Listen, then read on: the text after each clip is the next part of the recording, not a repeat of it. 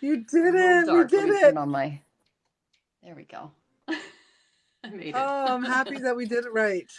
Yes, yes. I'm still getting used to TikTok, so thanks for being patient with me. I'll get Oh, my for light going so sure. you guys can see me. For sure. Yeah. Nice to see you, Michelle. Good to see you too. Your lighting is so good and you look so pretty. Oh, thank you. Likewise, right back at ya. Hey, Aw. thanks, Moondog. We got some gifts sent our way. Thanks, Moondog. Aw. Thank you. So this is my friend Michelle Marie from Astrological Tarot. Hi. And some of you may have remembered her from when we did our 2023 world predictions and zodiac predictions. And in that time, it was brought up a number of times that we were talking about Vedic astrology, and not everybody understands what that means, right? Yeah, So it's a little different than Western. I suggested you teach us. Okay. So here you are, as an amazing teacher as you are. Thank you, Shannon. Oh, That we should sit back and learn a few things, yeah, right? yeah. Yeah, Oh yeah, Shannon 46, you're so sweet. yeah, Very that's nice of you to nice, say eh? that about Tamir. Yeah. Yeah. Well, I mean, So what please, would you like to know first, well, Tamir? Like, what do you think the well, audience would want to hear? well, how it affects their sign. Like you said something about me not actually being a Leo, Yes, I and that did. struck my You're the same. interest. You're the same nakshatra as I am. It's Pushya nakshatra, and it falls in Cancer. And it's because Vedic astrology is calculated a little differently than Western astrology. So if you look at, if you think of the Milky Way is the galaxy in which our solar system is located, and it contains billions of stars. And the whole galaxy revolves around this center of this point or the center of reference. And the center of this is called Vishnu Navi in Vedic astrology, which is the basically the navel of Vishnu, which is the creator of, or sorry, the creator is Brahma, but it's also known as Brahma, but the preserver of the universe. So our solar system is located within the Milky Way. So you have the Milky Way here. Our solar system's about right here. Okay, and the center is over here.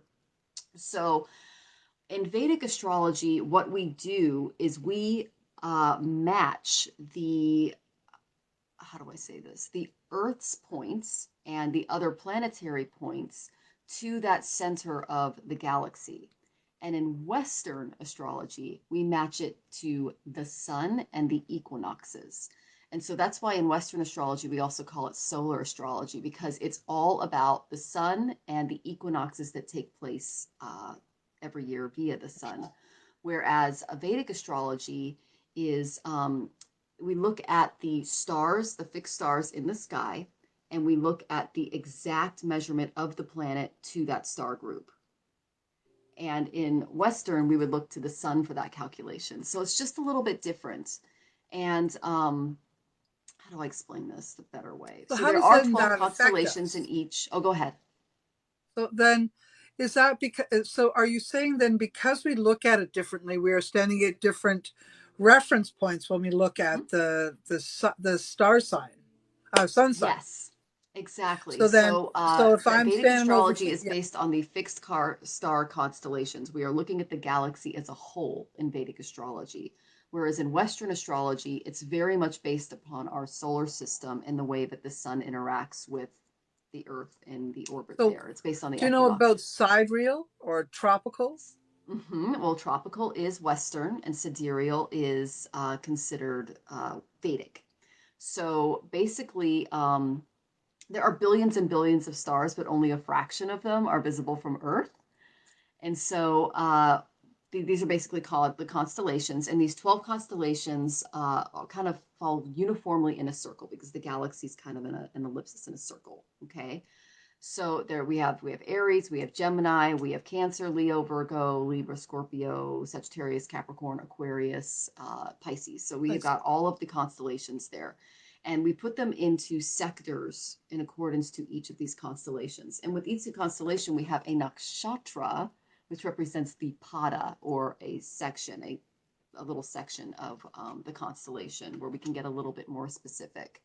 So in the Western calculation, there are only four distinct points on the orbit, and that's the winter solstice, the summer solstice, the spring equinox, and the fall equinox. And the winter solstice is the point of orbit where the hemisphere of the Earth creates the longest night of the year, and the summer is obviously the longest day of the year. So again, it's based on the solar position in the sky. Um, and then, so basically, over time, it's been over 2,000 years since these two kind of have started to separate. And as of present, the Ayanamsa, which is the difference between the two systems, is between 22 and 25 degrees. So, So for unlike the instance, if you wanted to 28. know your Vedic or your Western, so you have your Western sign. I am a Leo. Okay, I'm in the first 30 degrees of Leo. I would go back uh, 22 to 25, depending on which system you're using, because there's three systems in Vedic astrology, Lahiri being the most popular. That's the one that I use. You would go back 22 to 25 degrees to find your sign. Like, for instance, my moon is in 6 degrees of Aquarius. So what that means is I'm also, and that's in Vedic, so I'm also a Western Aquarian moon because I'm right at the beginning of Aquarius in Vedic and I'm at the very, very end in Western. So I would fall in the same sign. But let's say I'm at the beginning of Leo, that would put me in Cancer. If I were at the very end of Leo, I would still be in Leo. Does that make any sense? It does. 1 second. Okay. Sarah, and everybody, anybody else in the room, if you tap that screen, that's showing how Oh. much you like the live. Just keep tapping. In fact, a lot of taps throws us into the algorithm and is really good for our whole experience. Thank you. Tap the screen. Thanks, Shannon. Thank you. So yes, that does make sense to me. That does make sense to me. Maybe not the rest of the room, but it sure makes sense to me what you Well, said. in the Western zodiac, what creates this change in degrees is they have a precession rate, and the precession rate is determined by the equinoxes and the solstices. So that incurs 1 degree every 72 years. And we're between 22 and 25 degrees there. So you can do the math on the last time this was this was calculated. Mhm. So they will meet up again in about 26,000 years and they'll be the same. Uh, but unlike the Western zodiac, the Vedic zodiac is relatively fixed as it maintains its relationship with the stars and the center and preserves its relationship with the center of the galaxy. So you line up the Earth with the center of the galaxy, you make a point, and then you go with all the degrees, and it's like, okay, you're this, or this. And Western, you look to the sun, you look at the equinoxes, and you assign a sign based on that. They're both just culturally relevant, different ways of calculating the sky, calculating the stars. Do you So think they're one's both just accurate? as being a Western astrologer, I studied since I was 9 years old, and I started doing it professionally in 2001. So I've been doing it for a very long time. Vedic, I picked up about 5 years ago, and I've been basically doing hardcore studies. I do 9-month classes every year via an academy. And after doing a deep dive into that and comparing it to the Western, it's really it's about perspective, if that makes any sense. It's about a cultural perspective. Like, it's the same thing as if you were to look at Chinese astrology, or if you were to look at Native American astrology, or if you were to look at Mayan astrology. It's a different interpretation of the celestial bodies and how to calculate them. And so they have different cultural significations. And what I tell people is don't be dogmatic when it comes to astrology. I've noticed a lot of Western astrologers that go into Vedic, they'll jump in and say, oh my gosh, this is the most amazing, in depth, specific thing I've ever seen. And they're true because it goes deep. You have multiple charts in Vedic astrology, like you have your birth chart, you have your dharmic chart, which is what you're supposed to do while you're here in this body, in this avatar, as we call it. Um, How do they differ? it So you said there's three kinds of Vedic astrology. Yeah, there's three ways of calculating it. So there's the Lahiri, and the Lahiri system is what the Indian national government recognizes the most accurate, and that's about 24.1425 degrees. And then a BV Raman system, it's at 22.698 degrees. And then there's the Sri Yutekeswar, which is not as used as often. That was in 499 AD, and that was Yeah, I think that one is around 25, if I can remember. Let me think. So how do they No, differ? it's 22.81. That's right. So they're a little bit different in degrees, and it's just different mathematical calculations of how you look at it. So sort of looking at it from this position, then maybe this one, and then maybe Hmm. that one. Bingo, bingo. And there's multiple ways of calculating it, and then just kind of finding what fits. I mean, here's an example of how I found Western and Vedic astrology to have married each other. I know my chart better than anybody that I've done, just because that's how I started astrology, was trying to figure out what was going on with this. So I I've been told by others that, oh my gosh, you're such a Leo. You're such a Leo. When I was a Western astrologer, you're such a Leo. You're so good at speaking on stage and blah, blah, blah. And I'm like, oh, okay, cool. And I was a teacher and I'm comfortable and I'm extroverted. So these are all Leo qualities, taking up leadership positions, things like that. And so I found out I was a Cancer in Vedic astrology, but it's ruled by Pushya. And Pushya is ruled by both Jupiter and Saturn. And it represents teachers. So I thought that was really interesting. You have it as well. But my Aruda Lagna, which is the Lagna that other people see you as, it's because we live in a world called Maya in Vedic astrology. And so it's an illusion. Like this is all, and Okay. all the physical that we have here in the Vedic sciences, we believe that this is an illusion. It's temporary. Not that it isn't real, it's just Mm-hmm. it's not permanent. Like spirit is permanent. These bodies are not permanent. This earth is not permanent. This is called Loka, the place where all things die. Rocks, people, humans, animals. No one makes it out of here alive. Right. Um, so we're in this place called Loka, and we all have this role in the play to call. It's in Maya, the illusion. And so we're all in this play, also called Lila, in Maya, the illusion. And the way that people see you is your Rudalagna. Mine's in Leo. And so when people see me, they go, Leo, even though I'm more Cancer, if that makes any sense. Yes. I'm also a bit of an anomaly for people because I was born close to a full moon, and so my moon is in Aquarius and my sun is in Leo, so they're completely opposing each other. So people are like, how can you be so passionate and forward and extroverted and then just become so detached and cold and like scientific? And I'm like, well, that's my moon and my sun. Yeah. So yeah, and I tell people you've got a rising, you've got a moon, you've got a sun, and in Western astrology, it's literally called solar astrology. It's all about the sun sign. It's how you shine. But in Vedic astrology, the sun only takes part in your life. So every life has a 120-year span. Okay, the sun Okay. only dominates about 6 years of that entire 120 years. That's when the sun, basically what I call, gets in the driver's seat of the car and starts driving your life.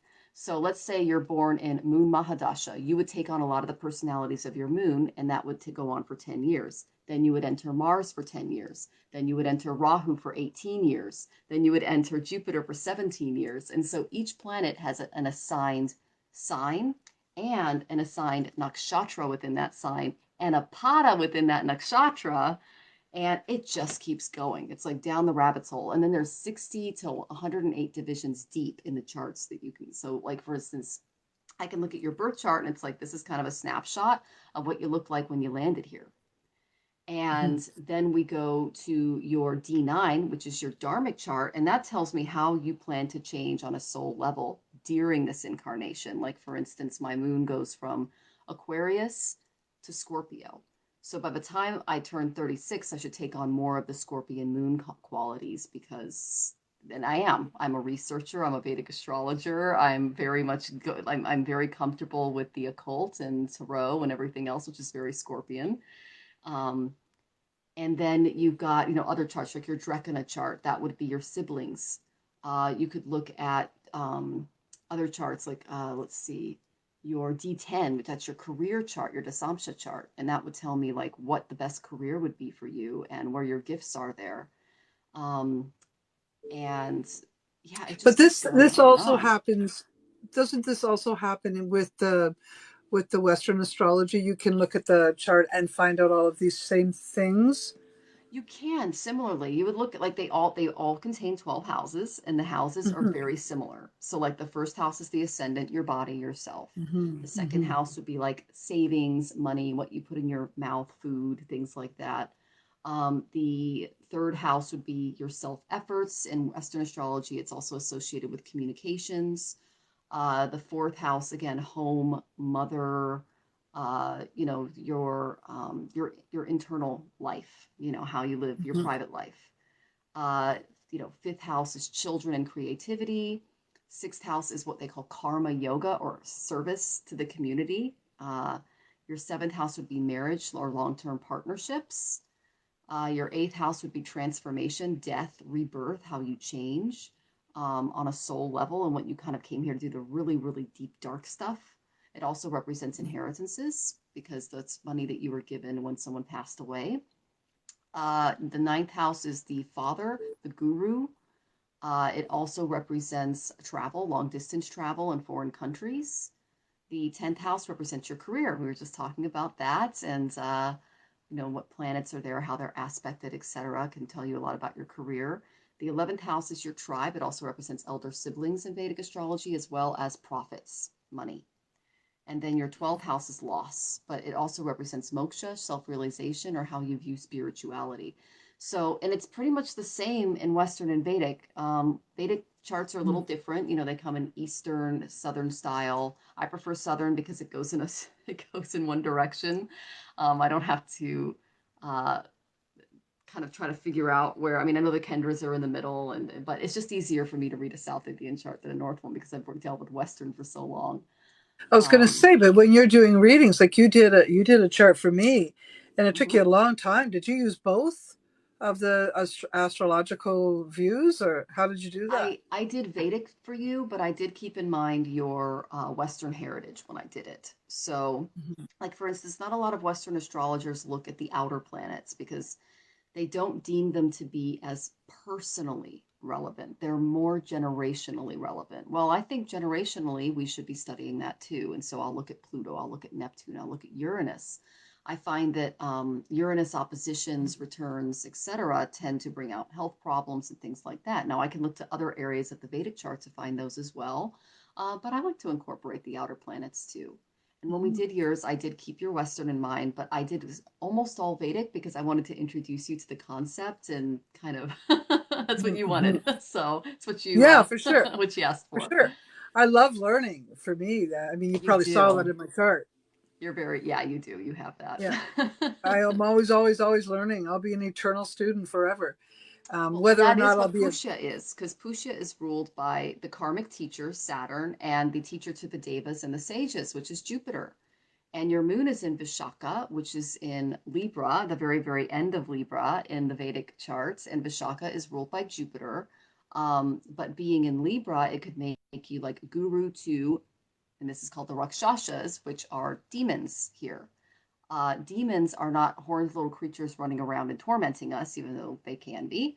Um, they're the things that we're working on inside ourselves, those kind of deep, dark things that we came to fish out and look at and deal with in the human body. That's what you can fish out of people and help them deal with, if that makes any it is what I sense. do. Okay, well, then there you go. So, and that would be your nakshatra. So, Yeah. Yeah, I do oh, a lot of shamanic healing. In fact, today I was doing. I mean, I usually take 4 to 6 people on in a term, so that I don't have too much going on. I can always remember their stories and stay with them. When I do the work that I do there, and that makes sense that that's in there. Now, I loved my reading with you. I will tell you that it was oh, very in depth and very informative.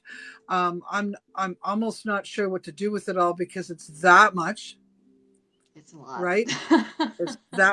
It was that much. So yeah, anyone who's looking for a really good astrology reading, you definitely want to see my friend here. I'm sure you will You. be very informed, very helpful, very helpful. Thank you, by the way, Michelle. If you want to get a reading with my friend Michelle here, or what would you? It's a natal chart, right? Yeah, I would start off with the natal chart and dharmic chart, and then I could do questions with the other charts as well. But I like Yeah. to get to really know a person first and do an in-depth reading before I do like daily readings or other things Mhm. like that, because there are so many charts to mirror in Vedic. Yeah, no, for Yeah, sure. I yeah. do my own readings, my tarot readings. I incorporated some of the Western astrological aspects, which I know more about. Mhm. But even that, I mean, I'm still a backyard astrologer as far as I'm concerned. I've been studying for about 30 years, but still I find myself learning every day, and I just don't feel like I can call myself an expert there. But I do feel expertise in the tarot. There you go. Yeah. Yeah, I mean, I'm good with the tarot, but I've only been doing it for 10 years. But Yeah. Well, astrology, I've it been was doing just, it I for was 30. born going, I want to do this, you know? So, Yeah. And yeah. that's what we were talking about. You came in on the astrological winds or wave, and I came in through the tarot and going across. So it's Hmm. inevitable that you're going to meet the other side because it's just that kind of a thing, right? Yes. So L Aura, you can easily just go to either one of our link trees to book a session if you're interested, for sure. So can you help all of the zodiac signs that are in the room today understand? Like, so for me, I'm a Leo born August 1st, and Yes. I am a Cancer. Now, can you figure out what everybody is if they were to tell you? Could you tell them? Well, one, I would need their birth date and time. That would help. I could tell them We, maybe what their sun sign is based on the date, but I would need to know the exact degrees. And then you would yeah, just go, literally, you would just minus 24 degrees from the sign, and you would get the degrees in the other sign. So, that sounds all easy for you, but I'm wondering about the people who are in the room. If they were to tell you what their birth date was, could you help them know what sign they would be in the Vedic? I could give them a good idea, yes, just based Okay. off of the math. So So, if you don't just tell Scorpio, tell us your birthday. Yeah, like February 12th, 8 a.m. okay, so February 12th would be before, uh, let's see, that would be before Aquarius hit. So give me a sec. No, that would be at the very end of a, wait, Capricorn. let me think. So February 12th, and that is 19. Oh God, they're all giving me, there's so much going on Yeah, here, you just it's guys. okay. Just hold Okay. hold us. It's okay. Just pull it down. Pull down. It's okay. My friend here is learning how to use TikTok, so just pull down this. I'm going to pull down the screen. Is it happening for you as I pull down the screen? Okay, just give me a second here. I'm actually going to put these dates in, and if they tip you, I'm going to do a little quick reading. How about that? Does that sound good? Well, Unless you they'd got a have to tip to tip me mayor. through PayPal. Oh, okay. It doesn't work quite the same way as it does on your thing. Okay, or just send you something, or But you can definitely buy a subscription, folks. That's a way to do it. Just buy a subscription, and yeah, so you're reading for Kaylee. She's already got a subscription. See the wolf where it says wolf. So yes. you're reading for So I'll her. have to put her into my She's already software paid. here. She's already paid. And can you give me her info? I'm trying to. Oh, this is February yes. 12th, 8 a.m. February Okay, 12th, February 8 12th, a.m. 8 a.m. So it's Katie. Oh, Katie O'Hearn. Okay. Kaylee O'Hearn. Yes. Kaylee. Kaylee. Okay, sorry about that, Kaylee. I read. It's kind of tiny on this end. Kaylee O'Hearn, and she is February 12th. At what year? She 19. doesn't say. I need to know the year, honey. Can you tell me, Katie? Kaylee? Kaylee, can you give us the year? 1988. Oh, okay. Oh, you're young. 1988 At what time? at 8 a.m. 8 a.m. You got it. And what's your city town? What's your city or town, Kaylee? You're using your program, yeah. Let's see. Kaylee, what's your city or town? So everybody, if Oh, you want to do Bunbury, this, you first have BC. to, yeah. Oh, I didn't realize you're born in BC. So first of all, the people that have the wolf word beside their name are the ones we're going to pick first.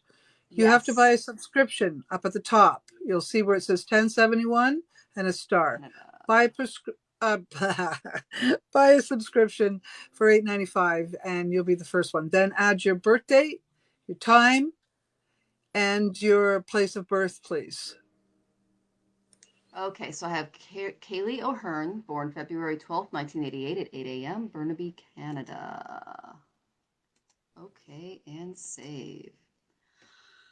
Oh my goodness. Let's see here. Let's go to page 1. Okay, who's in charge of your car right now? Oh, lucky you, Venus. And Venus is exalted in your chart, Kaylee. So that you have a really good, well-placed Venus. It's in Pisces. Venus is in Pisces today until tomorrow. It bumps into Aries. And so Venus is currently driving he's in the driver's seat of your car, and Mercury's in the passenger seat. And what I mean by that is when Venus has a 20-year influence in your 120-year life. It's a long one. And what Venus does is it supplies a lot of your material needs. Okay, so you have a very well-placed Venus. That's really good. In your Navamsha, your Dharmic chart, Venus is also in Libra. So you're in a actually pretty good place right now. Let me go ahead and look at your Shad ball, and that'll tell me how strong Venus is. So are they still Pisces? Let's see. Venus is strong at 1.6. Excellent. So her sun sign is. Oh, okay, gotcha. She's a Danishta Capricorn. That's the same as my moon. That's awesome. So you fall in So Danishta, that's in Capricorn, and it's at 29 degrees and 27. So you're at the very, very end of Capricorn. And I don't know if this has happened to you recently, Kaylee, but Saturn just went over your sun, and that usually causes an identity crisis. So you might be rethinking everything about your life right now, where you want to go, what you want to do, who you are, really dabbling into things uh, that make you like, well, how do you want to shine in the world? Okay, like you're really reinventing yourself right now. Also went over your Mercury. This would be a few months ago, so that would have caused some miscommunications or issues with siblings.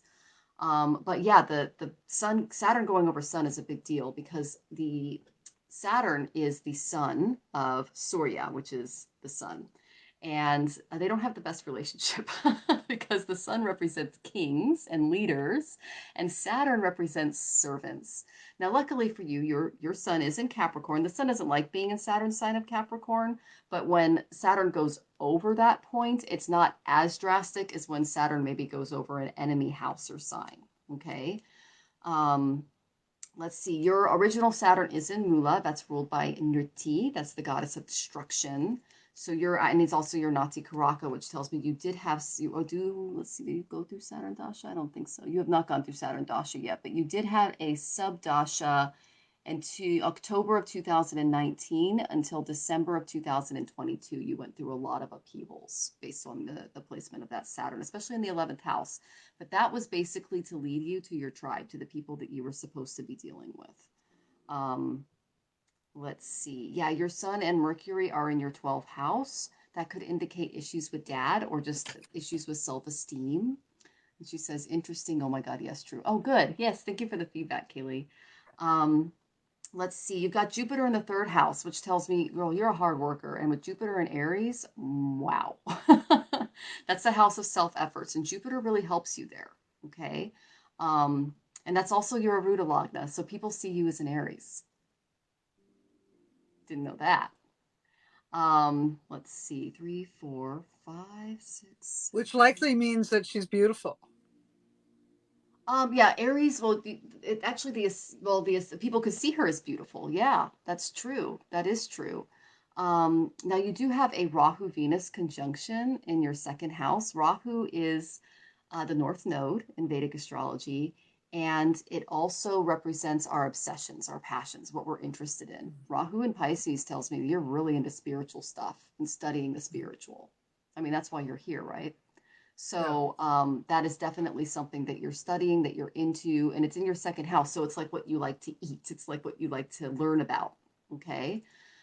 Let's see. 4th house. Interesting. 5, 6. Okay, your 7th house. Is in Leo. And that tells me that you do tend to take. How do I say this? You do tend to prefer more alpha males that are good with the material, if that And makes very good in sense. bed. Well, well, you would actually look to Venus for how good the sex life is, and your Venus is exalted with Rahu, so that's pretty good. Okay. But And even then if your it Jupiter in the wasn't, she third would house of expect that. Aries, which just represents the husband in a chart, depending. The Venus would be the wife, Jupiter would be the husband, depending on what your orientation you are. I use both because people are so fluid these days that it's like, we'll just look at both. Yeah. Um, let's see. Yeah, yeah. So, but Saturn in your 11th house tells me that it's hard for you to keep profits. Like it might be hard for you to kind of keep money in the bank, and he's helping you with that. Okay. So he's trying to teach you some discipline there. And there also might be some Aquarius. issues. Oh, Uh, yeah, this would be Saturn is actually in an enemy house in your sign, Kaylee, and so he's hanging out in Jupiter's house of Jupiter's sign of Sagittarius in the 11th house. So that might be an area of concern, considering that. But you would have really, really felt this on your Saturn return, which took place a few years ago. So you've already kind of gone through that energy.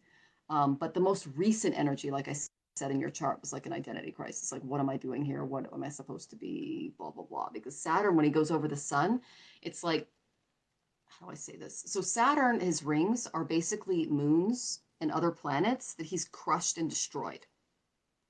And Saturn is a worshiper of Shiva. And Shiva is known for taking our heads off, which represents, this is all symbolic. It represents taking our ego away. And so when Saturn goes over the sun, it's like having your head chopped off. And you're like, what just happened? And you're walking around going, who am I? Okay. And you're having to like reinvent yourself from there. And this happens every yeah. 29 years to every single one of us, and sometimes we can go down the wrong path, especially for Imputia. That's something you and I have to kind of watch for, Tamir. Um, but because your sun is in Capricorn, that already tells me that you're service oriented. And being in your 12th house, you do strive for moksha. You do consider that to be moksha is basically self realization, spirituality. But it can lead to a lot of, how do I say this, confusion. Okay. It's like you thought you knew who you were and what you wanted. And then it just, everything just went, okay. That also causes issues with the father. Now, I tell people that the sun represents our vitality, our self esteem, but it also represents the father in this chart because in Indian culture and tradition, fathers, elder siblings, things like that do take a lot of precedence. Now, I'm not saying monetarily because in India, women are given all the money and men go to work traditionally. Now, everyone's working, so it's it's a little more Yeah. shared. Um, Let me but the just say sun, something here. If 1 second, if anyone would like a session here regarding the Vedic astrology about you, please go up to the top right hand corner and purchase a subscription for $8.95 and give us your birth date, your birth time, your birthplace, and we'll go from there. And you'll be next. First one who sounds does that, good. and you'll have a little name of wolf beside your name, and we'll know.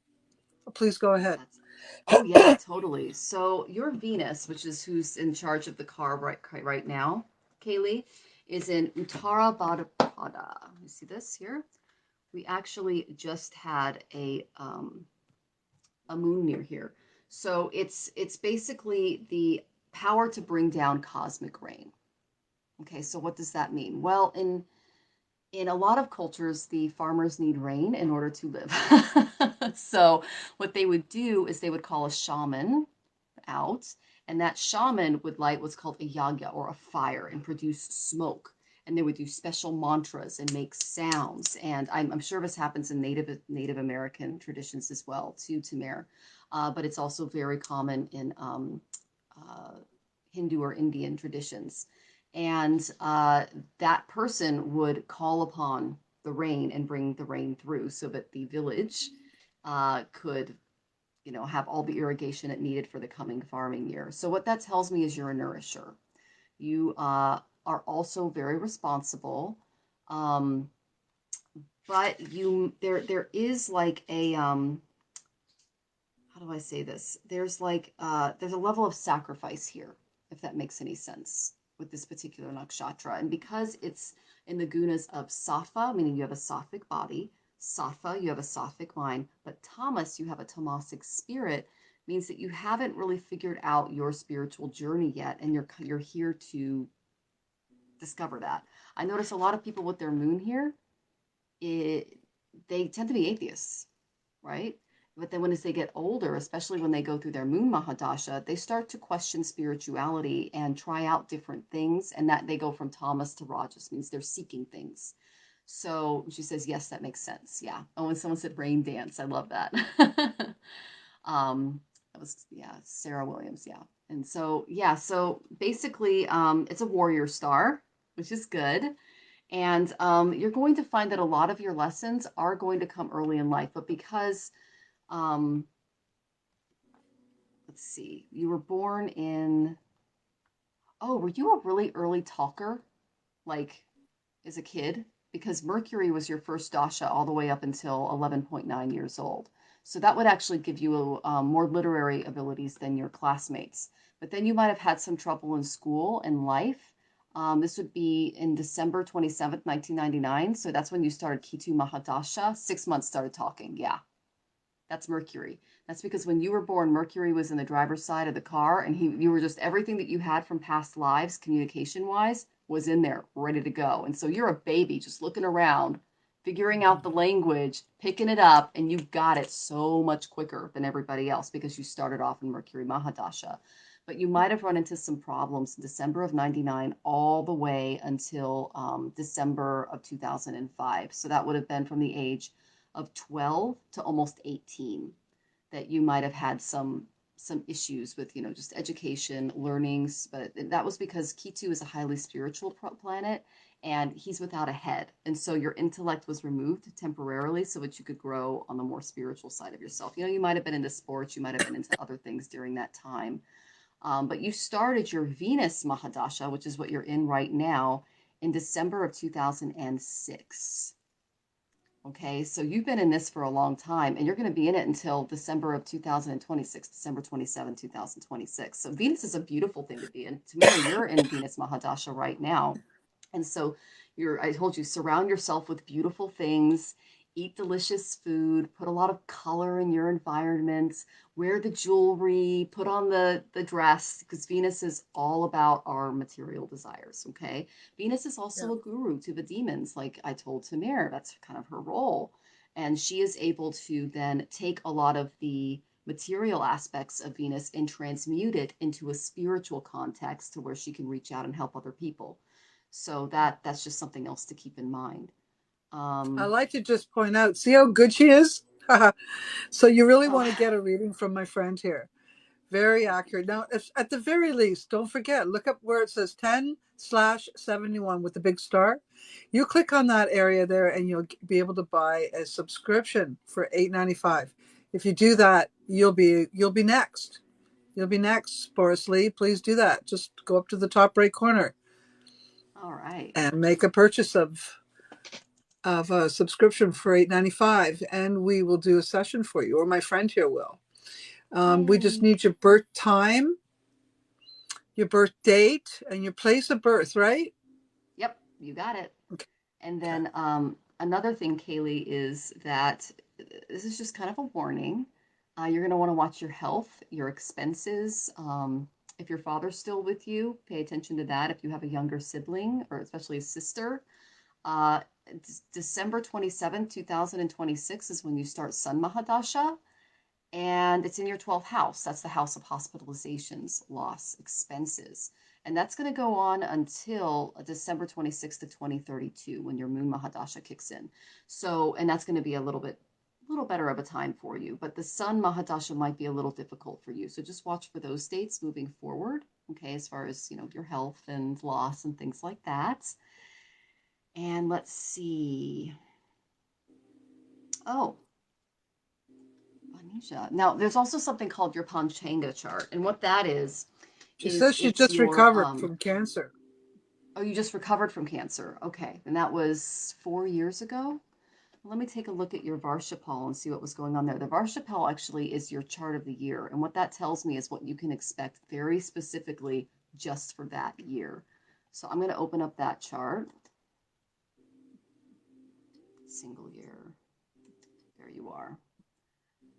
Oh my, okay.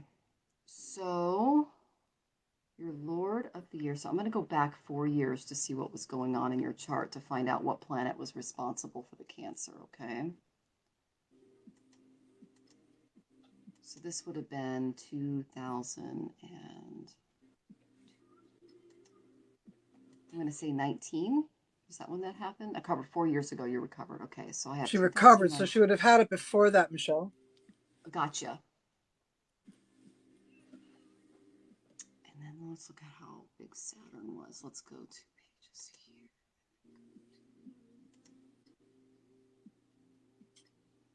Thank you for all the love and the likes, everyone. I'm going to Appreciate go back that. 1 more year. And if you don't mind tapping the screen, that would really be super helpful. If all of you would just take a moment to tap the screen a number of times. Thank you very much. Okay, Thanks, so I'm Ashley. looking at that, and it was actually you had Mars right on your ascendant. So you were literally fighting a battle in Scorpio, where Mars is strongest. And Mars was your Varsheshwar, which was the leader of your chart that year. And let's see how strong he was. 41 out of 100. Okay, that's pretty strong. So yeah, I would have told you your likelihood of survivability was good. But Mars being directly on the ascendant and then Jupiter in your 12th house is a difficult energy for health, but it's great for spirituality. So did you turn to spirit basically when this was going on? Because that was kind of the main remedy that I see here. Um, let's see. Yeah, in Mars, literally, it's It because says he's she in did. his own. You did excellent. Yeah. So, I mean, he's in his own sign here. And so that was quite the battle. But if you were to come to me back then and I saw this chart, I would have said your odds of survivability are really good, just based on the fact that Mars is, really strong. He's on your ascendant. He's going to bring some battles, but it actually looks like a pretty good That's what you outcome. want. You want Mars to come and fight your battle. Well, actually, Mars is a malefic, and so he put her through the battle, but she won it. So that's good. And she has a fighting spirit that year, is what this is telling me too. So that's excellent. Let's see, 1, 2, 3, 4, 5, 6, 7, 8. Okay, so the eighth house ruled by Mercury, and Mercury is combust. So that would indicate loss of vitality. Mercury is with Ketu, so that would indicate through your own self efforts, you did a lot of spiritual study during that year when you were toward the end of your recovery. It took all my power to get through it for sure. Definitely a battle. Yeah, that's very let's see. That is very pertinent here. Let me go back to the standard page. And I'm going to see 3 years ago. So that would have been, yeah, Venus, Jupiter. And Jupiter was in your 12th house. So Jupiter was in the passenger side of the car. And because he was in your 12th house that year, that would indicate hospitalizations, major illnesses, possible death. But then I looked at the strength of the planet and who was on your ascendant. And the warrior was like ready to go, was ready to fight. Okay. So that's I'm really so good. glad to hear that, Kaylee. Isn't that Mm-hmm. awesome? And you're It 4 years is. past that scary time. Good for you. Yeah. Well, and your ascendant, which is the second most important thing, because the moon is actually the most in Vedic, whereas the sun is in Western. Your moon, actually, no, your Interesting you say ascendant that. is in what's called Shatabishak. And Shatabishak means 100 physicians. Okay. What this means is all of the poisons from your past lives, and because this is on your ascendant, this would be like your body, are all coming to a head in this lifetime. And so with every demon, so to speak, because it's 100 demons and 100 healers, which each demon, which is inside all of us, is the dark forces, the shadow work that we're called here to do, that you conquer, you become a healer. That's what you're being called to do. So you basically just killed like you just overcame cancer in your next life, or even this one if you're interested in medicine or Reiki or hands-on healing, you're a healer. Okay, so that's the really beautiful thing about Shatabishak. Um, and yeah, see, it says right up here in the corner, the power of healing. And she works in cancer care. You work in cancer care, are you kidding? Well, you can't make this up. Well, Uh, that's awesome. So and I mean it's ruled by the Trimitri is Shiva. So you're basically going through a lot of this pain, this suffering, these poisons of the body, so that you can help others shed their own poisons. Now you're working in cancer care, which tells me you're an amazing human being and you're already a healer. But you could also get involved in a spiritual uh, practice as well. It's supported in Shadabishak, okay? Okay, thank you, Sarah. Beautiful. Very sweet. Yeah, Sarah And then said let she me, would do it if she had money, she would do it. She doesn't have it. She can't do it. I guess maybe she either doesn't have money or doesn't know how to buy a subscription. So, well, maybe we could just do one more person. Sarah, do you know your birth time and all of that stuff? Can you give us your birth time, your place of birth? I'm oh, you're so welcome, glad you Carrie. enjoyed that.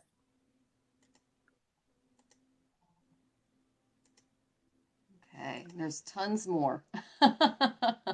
I'm sure Yeah, there Tamir is. knows. Let Haley go back to my friend Michelle and find out the rest, okay, when you have time. And I'm sure she'll give you a nice deal. She doesn't know her time. Um, That's going to be an issue with the ascendant because that's mhm. if you can give me just like a time of the day, like morning, afternoon, or evening, that'll at least will help me get the moon right.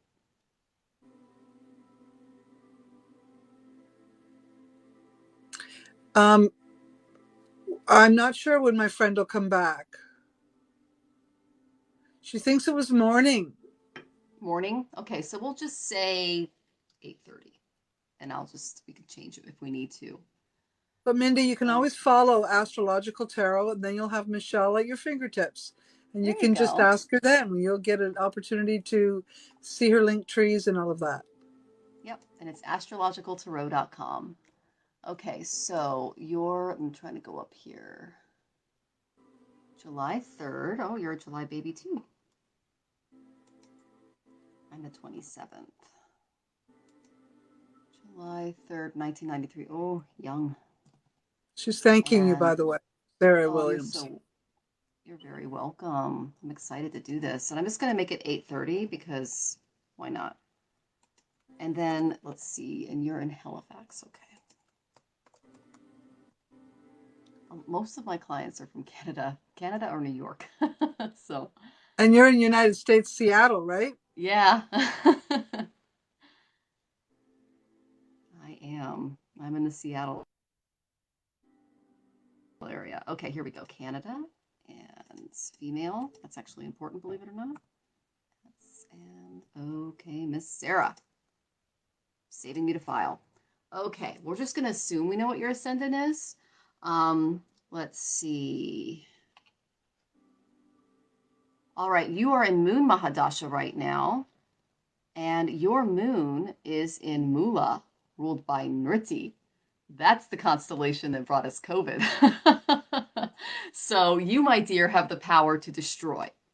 Oh Donald my Trump has God. this too. Yeah. You're a destroyer, Sarah. No, that's actually a good thing. I'm not kidding. It can be used positively. I'll pull up Mola. Like there's a gal I follow. I know. Her name is oh my goodness.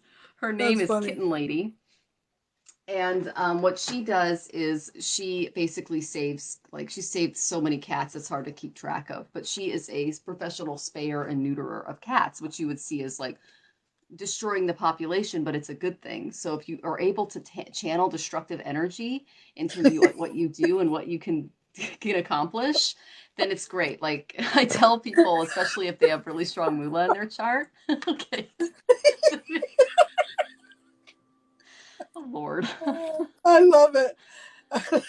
Yikes, my husband might agree. Oh my Lord.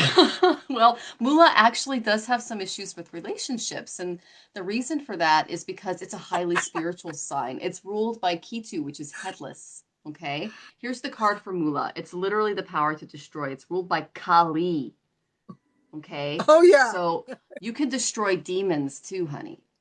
Okay, you see how she's holding a head? That's the head of a demon. She just chopped it off. And you see the demon's actually happy. He's at peace because she ripped it apart. Okay, so there are some good things to being in this nakshatra.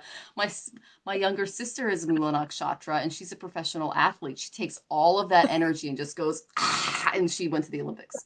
So, okay, all right. So I'm, it's not all I'm bad. sorry No, for it isn't. I'm No. sorry for laughing so hard, but the delivery, the whole thing was just so it was really good comedy.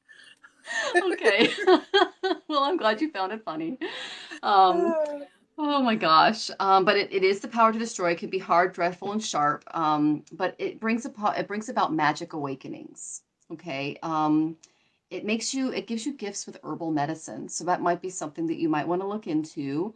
It brings about transformation and reversals. Like that's the little spiral here that you see in the corner. Okay. And it represents the innermost core. The innermost core of the galaxy that I talked about, the point by which we determine the sidereal calculation, is Mula, which means the root. Okay, so it's like the cosmic center. It's the innermost core. But again, like I said, it's ruled by Nriti, a form of Kali, which does have the power to destroy, but it can be used both positively or negatively. Okay. I used an example the other day where, someone had a very, like, they were looking at their chart and they're like, can you tell me some other people that, have my chart?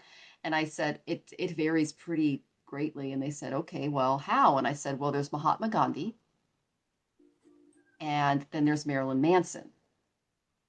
So you've got Marilyn Manson and Mahatma Gandhi both went through a crazy transformation in their life, but they're both actually shamoons, which is considered to be a very poisonous moon. But you can take those poisons and turn them into healing for the collective, or you can use them to harm people. The way I look at that is you can take this energy, and let's say you have the ability to destroy, you could destroy cancer, okay? Or you could destroy, uh, like in Donald COVID. Trump's case, the real estate market in New York. So it's just dependent on how you use it. You could destroy the United States, like like Donald Trump, or you could destroy negative things, like Kali is doing here with the demon head, right? It's also about cutting yourself down to the root system. Okay, make it positive or negative. Yes. Okay. Which natal chart is that? This is her Rashi chart. So this is her birth chart in the Vedic form, Crystal. So let's see what else is going on here. Okay, so you are in your moon right now. So this Nirti it's activated, and you're in moon Rahu. So this tells me that you're struggling with some anxiety, my dear. If you're having trouble sleeping, things like that, that would be the presence of Rahu in the car. Um, it can bring forth a lot of anxiety. You're also undergoing right now, as we speak, you're going through your Saturn return down to the minute. That's a huge deal. Saturn returns mark turning points in your life. So, yes, I have anxiety and PTSD. Yeah, that would be Moon and Rahu, and they're going to kind of deal with this energy until May 8th of 2023. And then after that, you're going to enter Moon Jupiter, and you're going to feel a release from the anxiety during that time. Okay. Additionally, let's see, where is Rahu? 1, 2, 3, 4, 5. Oh, Rahu's in your fifth house. This tells me either you're highly creative or you really want kids, because Rahu is what we came back here for. And Rahu in Scorpio tells me that you are interested in spirituality, but because he's in Anurata, you're really, really interested in, sorry, no, Rahu in Jyeshta, you're really, really interested in the occult, things like that. Um, Additionally, let's see, Moon's in your sixth house. So right now, karma yoga is what you're being asked to do. That's service to the collective. Okay. But what the sixth house also does is it brings about hidden enemies. So between November 6th of 2021 to May 8th, 2023, you would have been dealing with this like anxiety piece that I was talking about. And the way through that is just through service, selfless service to other people, because it gets it off yourself. It gets you off the anxiety. Um, Now, Saturn is in your eighth house of transformation. Oh my gosh. And you're going through your return right now. And he is like in Aquarius, where he's really, really strong. Well, Saturn is very happy in this sign, but he will bring forth a lot of upheavals and transformation during this return, which is today. This happens every 29 years, and it's down to the minute today, Tamir. So, I mean, I'm really glad we did your chart because a Saturn return requires a lot of remedies. And I do highly recommend that you get a session with me. But the main thing that I can teach you is a mantra. Okay. So, as you're going through the anxiety and you're dealing with all of this, there's a basic nama mantra that you can do, which is Shani, and it's Om Shaniye Namaha. Om Shaniye Namaha. Om Shaniye Namaha. And you can do that 3, 12, or 108 times. Okay. Another one is because this is all about transformation and healing and letting go. Om Namah Shivaya, Om Namah Shivaya, Om Namah Shivaya, Om Namah Shivaya. That is another mantra that I would recommend for Saturn return. And then there's Mrityunjaya mantra, but that's a little more intense. You could pull it up on YouTube, and it's Om Trayambakam Yajamahe Sugandhim Pushtivardhanan Urva Rukamiva Vandanan Mrityor Mukshiyamamritat. Om Trayambakam Yajamahe Sugandhim Pushtivardhanan Urva Rukamiva Vandanan Mrityor Mukshiyamamritat. Om Trayambakam Yajamahe Sugandhim Pushtivardhanan Urva Rukamiva Vandanan Mrityor Mukshiyamamritat. Om Shanti Shanti Shanti. Om Peace Peace Peace. Those are 3 really strong mantras for you. And because you're Moon and Mula, I'm going to give you a Kali mantra. So, Om Krim Kalikaye Namaha. Om Krim Kalikaye Namaha. Om Krim Kalikaye Namaha. If you do any of those mantras or all of them, especially on Saturdays, that can really help you. Now, mantras are like magical formulas, they're like spells. And when we do them, they help with the anxiety. They help wash away a lot of the things that are going on with us. They remove the ego in favor of divine intervention and help. So that's definitely, I do a lot of self hypnosis and meditation. So I think these will definitely be beneficial. Yes, Shani mantras. Another thing that you can do is fast on Saturdays.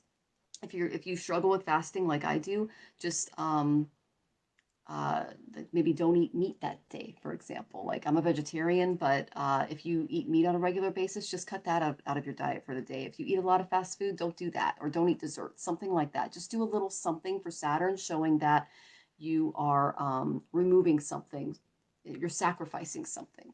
Okay, and then doing those And mantras is very helpful too. I'm sorry, excuse me. Just so you know, I will download that replay and cut and paste those mantras.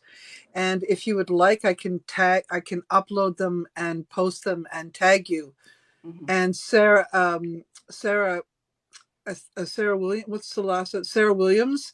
Hmm. You'll be able to see that, and so will you, of course, Fabulous. Thank you, Michelle. Pierre. Yeah, You're yeah, awesome. for sure.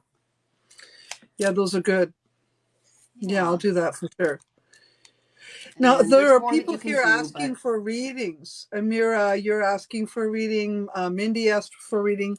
We're not going to stay on here all night doing free readings. Sorry to tell you. We're just really coming on here to show and share a little bit about the difference between the Western or tropical astrology as and the what is it called, the Vedic, and what else? Vedic and Western, it's sidereal and tropical, difference between the Sidereal, populations. sidereal. Yeah, Sidereal, yep, you got it. And then yeah. Sarah, just to So. let you know, your sun is in Ardra, which is Gemini in the Vedic. So, and Ardra is another really interesting sign. So it's ruled by the god Yeah, of storms. So, Mindy, if you would like a reading with my friend Michelle, please go to her page and there's a link tree. If you would like one with mine, I also have a link tree. Okay, just so you know, both of our contacts are on our front pages, right on our link trees, yep. in our bios. Yeah. And don't go to anywhere else because that's the only way we book is on through our websites and stuff, okay? So if somebody comes to you, it's not us. Even if it looks like us, it's not. Even if it's our video, it's not. We do not approach people. Okay. Thank you, Mindy. I appreciate Aw, that. that's sweet. Thank you. Yeah. So I really would like you to help me with finally just with something, Michelle, Yeah. because I'll be honest with you. A while back, I stopped being able to find somebody's sun sign. I used to be able to when I was younger, and I Mm-hmm. looked at you, I could tell what your sun sign was just by looking at you. But Mm-hmm. then all of a sudden it changed. And it occurred to me that I was seeing something else. And Yep. what it was the moon signs. Mm-hmm. And I found that out because along the way there were a few people who knew their moon signs. And I was catching wind to what was hidden, Mm-hmm. whatever was hidden, that type of thing. And so you made me remember that tonight with something you said about the Vedic astrology and how it's very the moon sign's very predominant, It and that is. you yeah. So am I switching over to Vedic astrology without realizing it in some weird Well, way? you have a very expansive mind. And, Yeah, Vedic is, I mean, the moon in Vedic astrology is known as Soma or Chandra in Sanskrit. And it represents your inner self because it's the light behind the sun. So the sun is what we show everybody, but this is yeah, our inner self, who we are on the inside. It's our mind, our emotions, our intuition. And so these are the traits that we carry from birth. And the reason it's so prominent is we carry this into every birth we experience because this is our inner life. This is who we are on the inside, but that can change based on our parents, on our basically the situation of our birth, or where we live in the world. Excuse yeah, me, what parents or people are around to influence, what our family dynamic is like. Um, and also in Vedic astrology, learning to control the mind is vital because you're learning to concentrate it and to calm it and get it ready for meditation because that's how we connect to source. And so if you have a very unsettled, fearful, or disturbed mind, that's something that you need to that we need to work on, for example. And that's definitely evident in certain nakshatras. It represents the things that we're struggling with, for example. Like for instance, a very balanced mind would be, someone who's calm, emotionally stable. They're usually a very loving mother because they have a nurturing quality to them because the moon represents mother, so there's a maternal warmth there. There's compassion. There can be like healthy breasts and chest because that's the area that the moon rules. The steady career, optimism. But an unbalanced moon is like an unsettled mind, issues with mom, anxiety, depression, abuse, OCD, overthinking. Um, not getting a lot of love or emotional support when you were growing up. I have a very isolated moon, and I was isolated from my mother, and that's very pertinent in my chart because it's separate from all the rest of my planets. So that's something I usually look for is where is the moon at, because this tells me where someone is at emotionally. And you also mentioned, Tamara, that people change. At the age of 36 in Vedic astrology, they move into another chart, whether they like it or not, and it's called their Dharma. So, like I said, I go from Aquarius to Scorpio. And that happened through a significant number of traumas caused by isolation and domestic violence. And it brought me into this highly researched, secretive life, very Scorpio based life. And so, um, yeah, so even though I kind of took on the very Aquarian ways of thinking and being when I was younger, like detachment, that's how I dealt with a lot of trauma. When I got away from the trauma, when I became an adult, I became very Scorpio.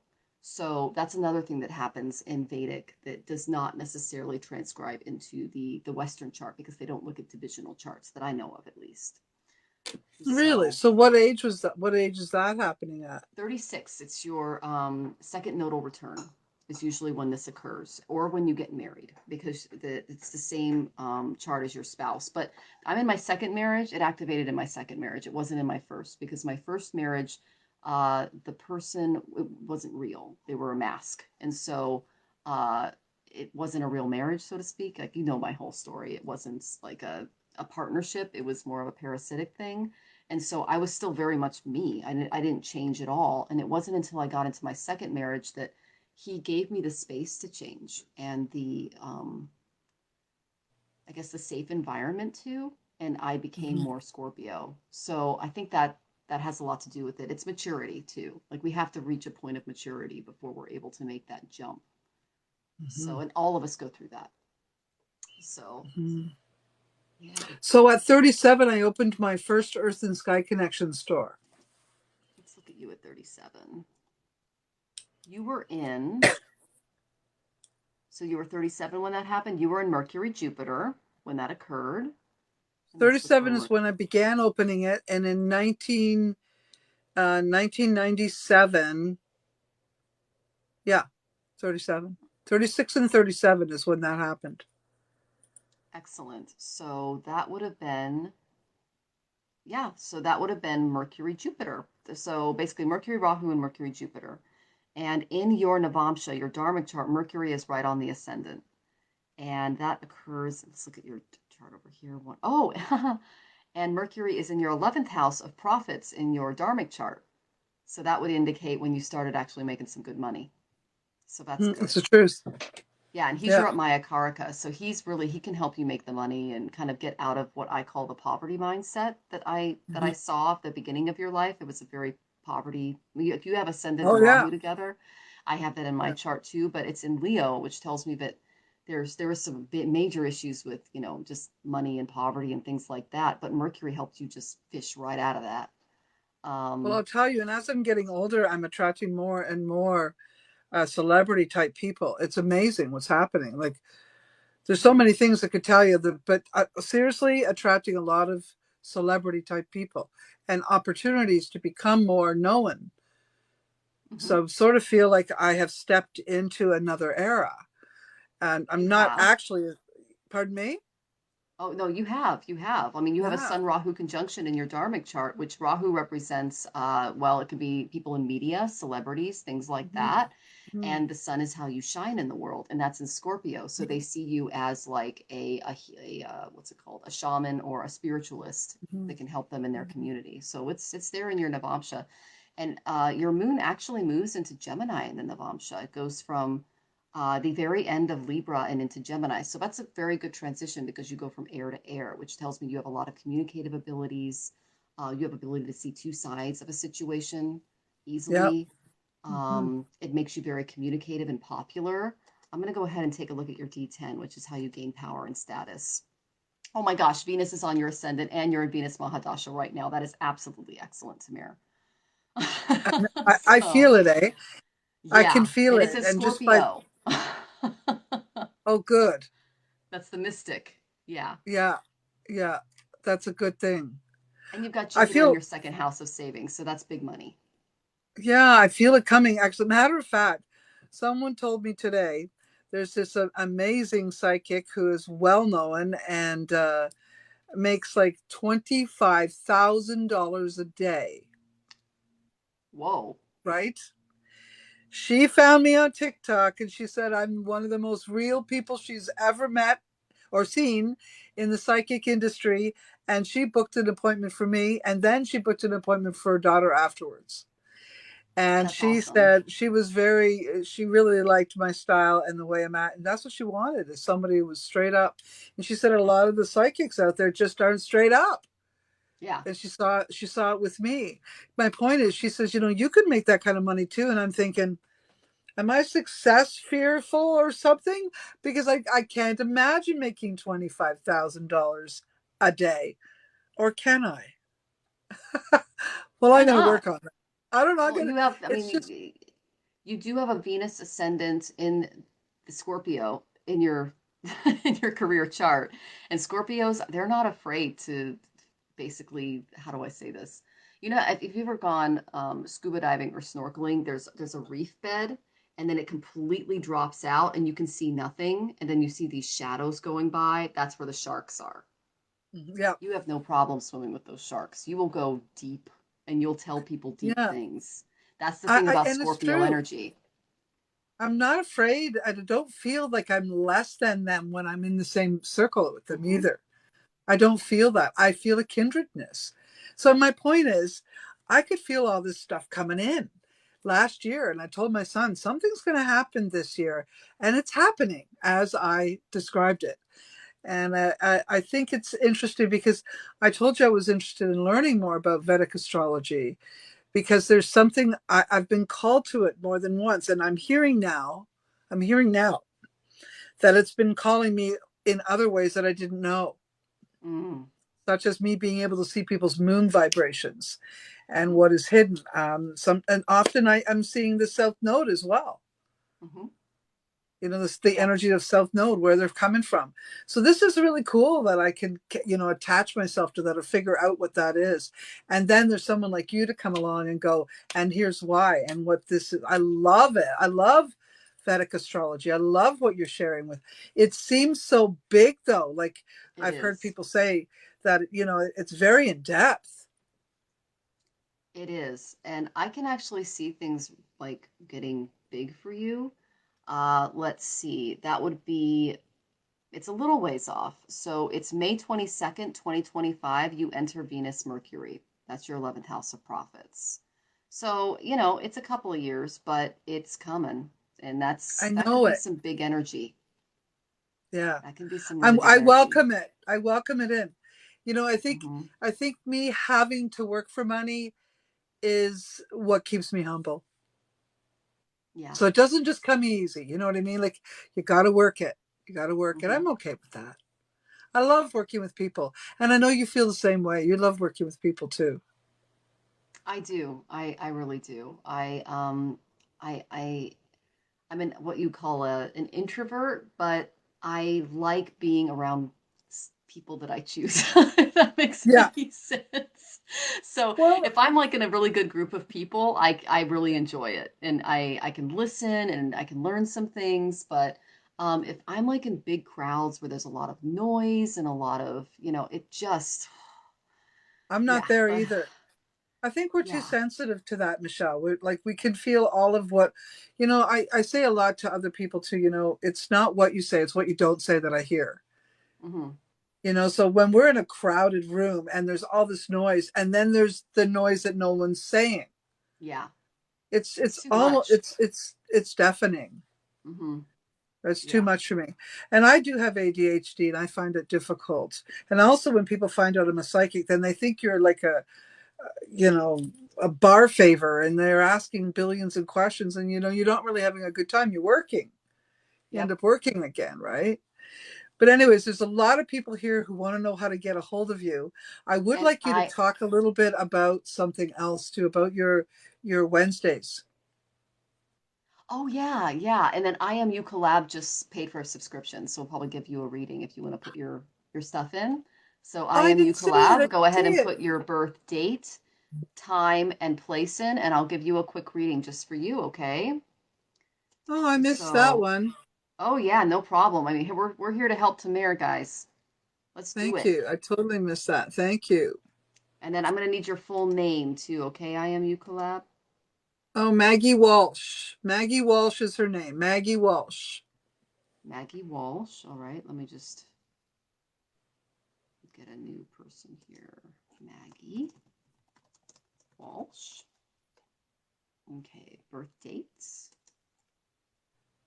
Hi, Maggie. I see. Oh, yes, you look great with the wolf beside you. I know, look at that.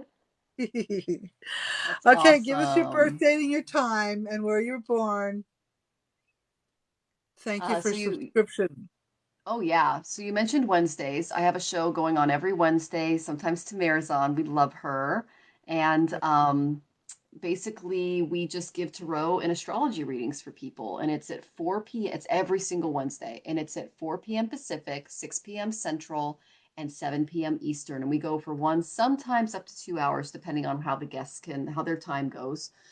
We try to get it to every question, but we just take tips and read, and it's a lot of fun. And we have different readers on every single week. So, And how can they find you? Where would they find you first? Facebook? so Astrological Tarot is where most of my handles are. On Facebook, it's Astrological Tarot Reader or Vedic Astrology and You.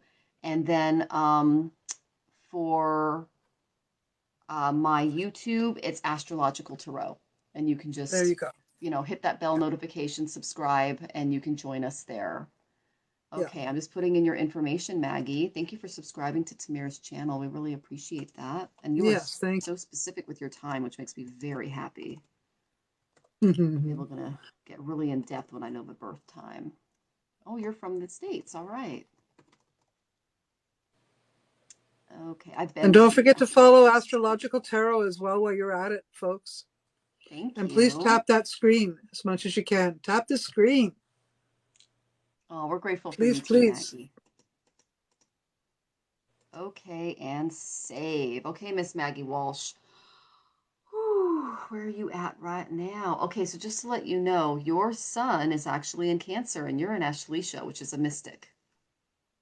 Okay, so you do have some mystical abilities and characteristics. You got a little magic there. So, and Mercury is in Ashleisha as well. So the way you shine, your vitality, the way you communicate, they're both in a very mystic sign. Now, and it's also in your second house of savings, which is interesting in speech. Now let's look at Mars is on your ascendant, but he's far from your ascendant, so that's good. Your ascendant is in Punavarsu, which tells me that you're able to, you're from other worlds. You might be a starseed, my dear. Okay, this is someone who has been able to travel to different, how do I say this, dimensions, Punavarsus. And they don't really feel like this is their home yet because they feel a disconnect compared to other nakshatras. Because, you know, especially if you're in the dream world or things like that, you might find yourself in places that don't really match Earth. Okay. Um, your fourth house, Venus and Moon together. You're going to have some luck in real estate. Um, this also, yeah, so that's good.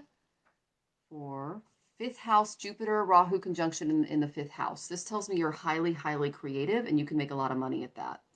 Let's see what Mahadasha you're in right now. You're in Rahu Saturn. Okay. Oh, and you're headed up on your Saturn return at the end of this year, beginning of next year. So that's something to prepare for. We already talked to, um, what's it? I think it was Samantha about that.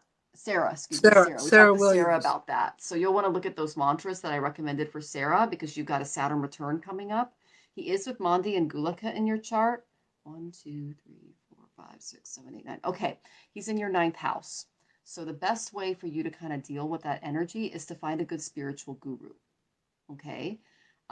If you don't have a peer, like an area of study, you're definitely going to find them in the next couple of years. Uh, let's look at your career here. Oh, your ascendant's in Pisces. That indicates a spiritual career.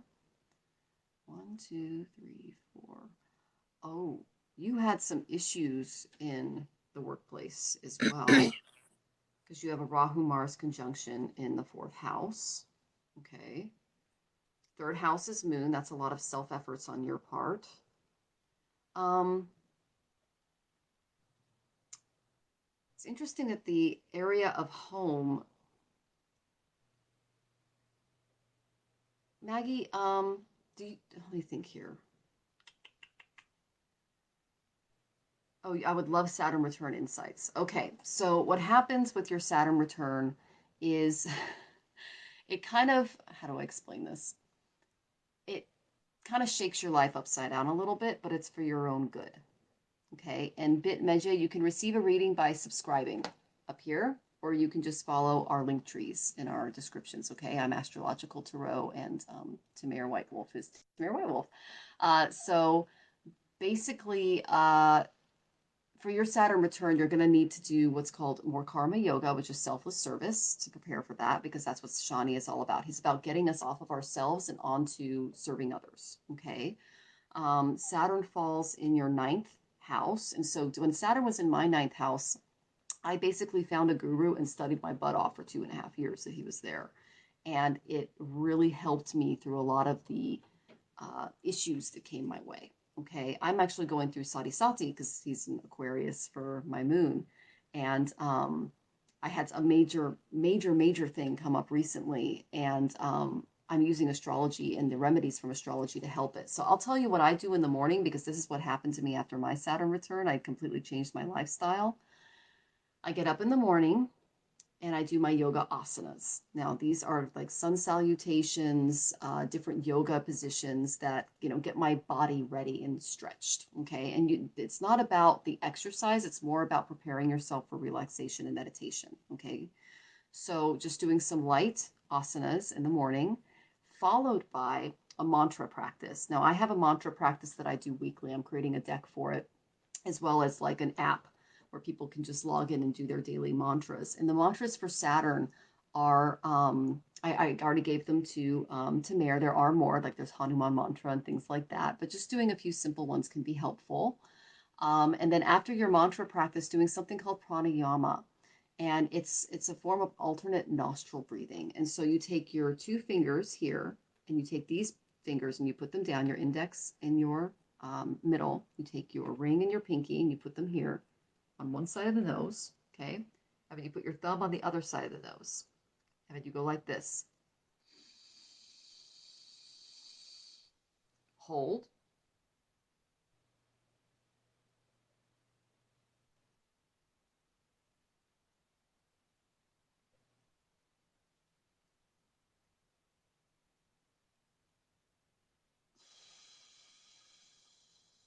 Out. Then in. Hold.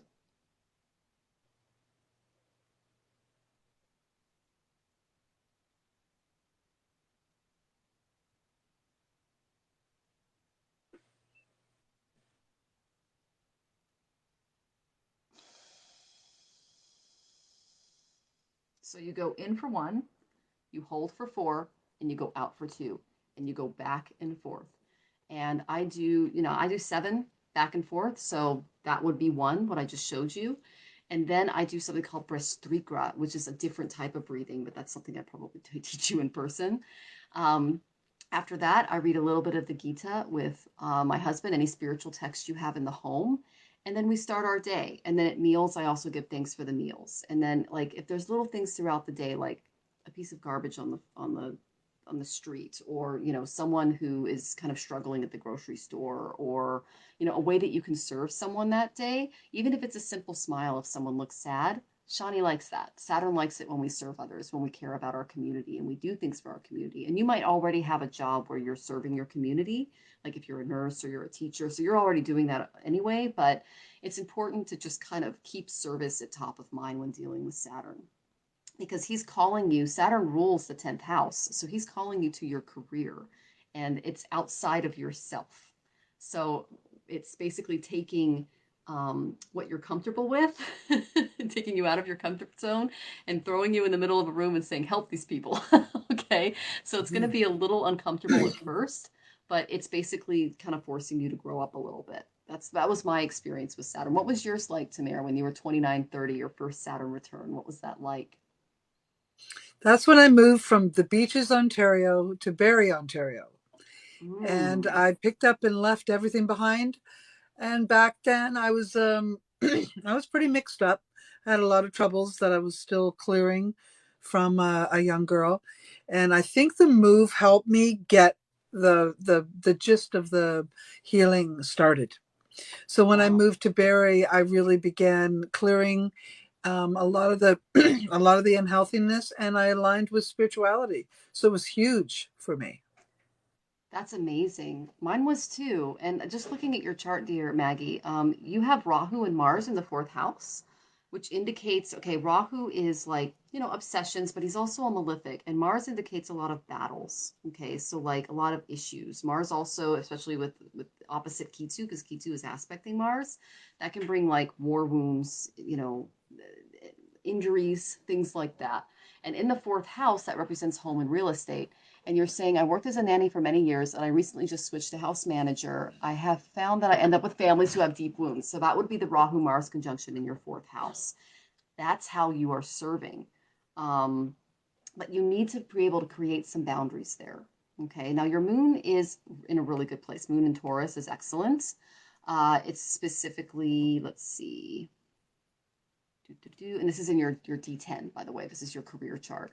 So, through self effort, you're able to set some really healthy boundaries emotionally for yourself. Um, let's see here. One, two, three, We have four, two other five. people who are waiting for you, just so you know. Okay, will do. Will do. Six. Okay, so you mentioned that you had some issues with siblings. Let's go ahead and look at that really quick. One, two, three. Okay, that is in Leo, ruled by your son. I'm actually going to pull up your D3 chart. That tells me what's going on with your siblings. Oh my God, you have a Mars Saturn Rahu conjunction in your fifth house. Okay. That's three malefics in your fifth house of creativity and children and things like that. But Jupiter is on the ascendant, so that's good. That's an actual good thing. But that explains why you felt like a little bit of a black sheep. You felt like an outsider, uh, because you're very spiritually minded, and the other side of the chart I'm seeing is a little bit more materialistically minded. Okay. Um, Excuse me for a second. Elizabeth Majed, 582. If you would like Michelle Marie to look at your chart, you're going to need your birth date, your birth time, your birthplace. Please put it in the comments so we'll know. Same with you, Jamie R. Thank you for subscribing to us. Thank you. that's awesome. Okay, so whew, yeah, that's a lot of siblings. I mean, the reason you felt like a black sheep, I think, is because in your birth chart you have something called a Guru Chandala Yoga. That's a Rahu Jupiter conjunction, and what that makes us do, I have this in my dharmic chart, is it we look outside of our culture for answers, outside of how we were born, what we were taught. Now, I was raised Irish, Scottish, Roman Catholic, by Southern parents who both were in the military. And I'm now a Vedic astrologer. I'm very liberally minded. I'm very much into spirit, and I view the divine on a very big way. I don't just put him in a box or her in a box. So that Guru Chandali Yoga is very active in your chart, and it makes you really focus on finding answers in foreign lands and from foreign people. Okay. So that's there, and you're going to gain a lot of creativity from there, and you might even let's see, I don't know if you have any children, but given that Jupiter and Rahu are in your fifth house, that indicates that adoption is possible, so is having your own children. um, let's see, but you're also highly creative with that energy, so that's really good. All right, 1, 2, 3, 4, 5, 6, 7. Okay. Your spouse is very guru-like, is very Jupiter-like. That would be the Jupiter energy there. Very spiritual. Is that's who you're looking for at least. Um, let's see. But he's actually seen, that's your Apaya Lagna, he's actually seen to be more like a Capricorn, like a business type of person. If I don't know if you're married to a woman or a man, you can let me know. That You deeply might need to, you're resonates. going to have to wrap it up, my friend. We got to have a couple more people. Okay, all right. I want to give them what they came here for. I know, right? Uh, Honestly, Maggie, I think that you really should sit with my friend Michelle for a yeah, private reading, and because there's way more, believe me, I know what she's capable of. And it's so interesting. You don't want to miss it. And she's got you in her system now. So just I make sure do. she knows who you are. And Maggie Walsh, I mean, you have an excellent maternal ability and organizational ability. You're a protector of children. That's that Venus Moon conjunction in your fourth house of motherhood. So what you're on the right track. You're doing the right things. You're helping a lot of people. Don't be afraid to be different in your family is what I would tell you. Because that Guru Chandala Yoga, it used to be seen as a malefic because it made people different from their parents. And they're like, no, they're going to leave the family and our traditions. But now it's like, oh, cool. So, I mean, and Irish Catholic, we're kind of seen as black sheep because we stepped away from the traditional family and we wanted to kind of expand our view of the world. I'm basically asking you to embrace that. And you Yeah. said, my current partner and I have met in high school. I would love to know where to channel that creativity. Okay, well, that's definitely, I could look deeper into your chart, and that's definitely another session. Uh, but let's see. One, two, Maggie, three, four, come five, back. six, seven, eight, Come back. Or we're going to be here till 9, 10. midnight, my I friend. know, sorry, because I was So gonna say we your the chart is you could channeling it into spiritual teaching. Okay, I'm just there gonna you leave it go. there. There you go. Okay, Okay. that's the simplest answer I can give you, Maggie. Thank you so much, So, Michelle. And you have Elizabeth now. Let's do Elizabeth. okay, let me get my thing All out right. here. Okay, Elizabeth. You're wonderful at this, Michelle. Oh, thanks. I'm Really just kind love of it. flying off the cuff. It's much better when I have a little time to look at each chart. So, Elizabeth, what's your last name, love? It's Mejia. Ejia. Okay. And birthday is March 16th, 84. Oh, happy birthday.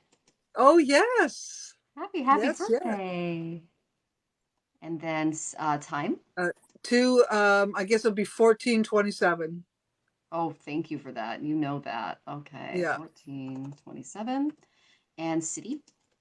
Um, East, and then the word is Patchogue, Patchogue, New York. East Okay, Patchogue, New York. New York. Okay.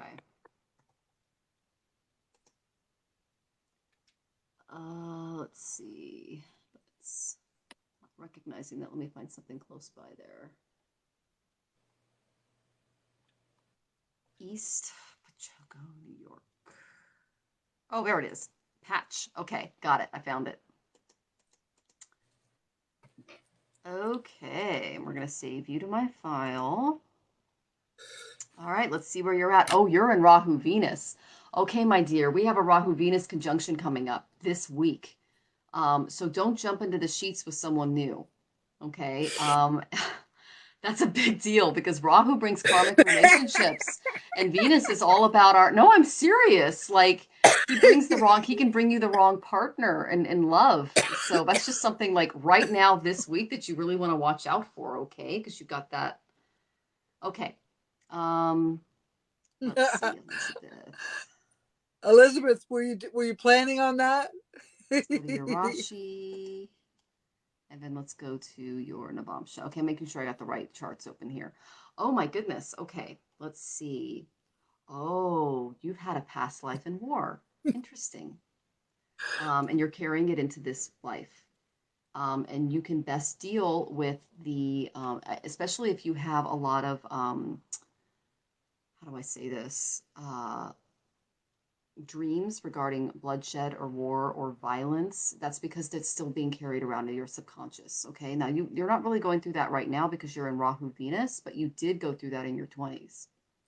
She says Um, she's not planning on a new love affair this weekend.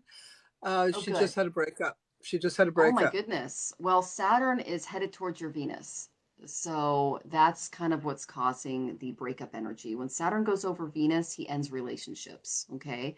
It's not going to occur for a couple more months, but he can do it ahead of time. Like, for instance, he's on my moon right now, but it was last month that he gave me my karmic lesson. Okay.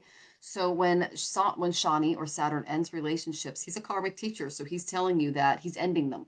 Okay. He's saying you need to move on to phase two. All right. Um, and Venus is in your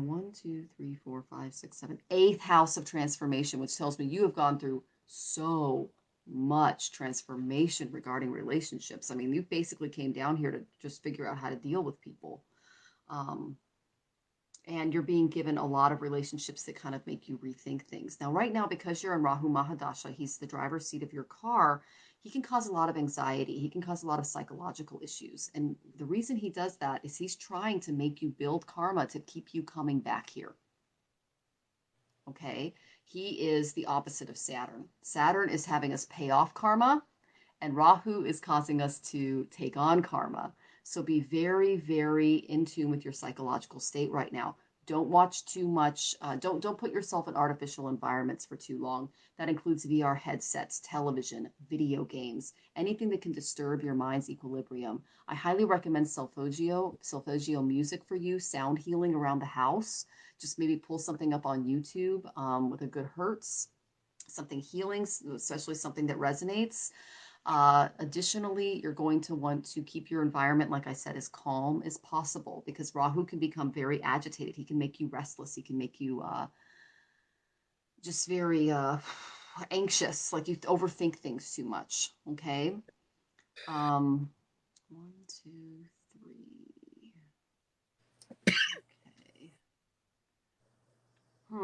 Now, because you are in, where is Rahu in your chart? He is in the 11th house. So this is actually a time where you can make some money, which is good, but you might not appreciate how much money you're making because Rahu's like, but I want more, but I want more. Okay. I cut the Um, card, this card, exactly when you said that.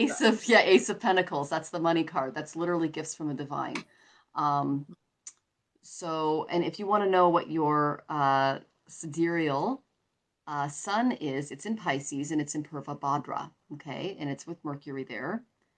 let's see, but you are in Rahu Venus, so that's where I'm focusing on those two planets. And so your interest in profits right now is at a high, and also you're going through a lot of transformation, especially in the way of relationships.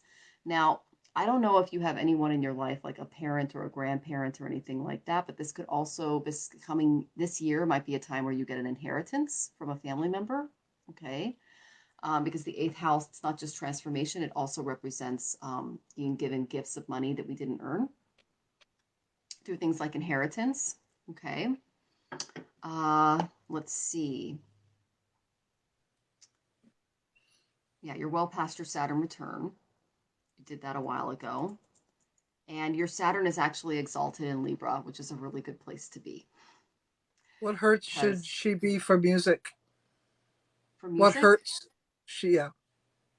oh, okay. Yeah, let me think about that. Honey, can you grab me my tuning forks? I'm going to look at the hertz and then I'll make a determination based on your chart. Let's see. So your moon is in Leo. They're right by my desk. Thank you. So my moon is in Leo. That's in Purva Falguni. So, and then your Rahu. Okay. So I am going to recommend something that's going to bring you, it's going to open your third eye a little bit, your ajna, okay? Because that's going to help you better discern between, because what Rahu does is he brings people your way and you can't really tell who the enemies are and who the friends are. The ajna or the third eye can help you discern that. Okay, so I have some tuning forks here that I use to kind of align things. And the ajna is here. Okay.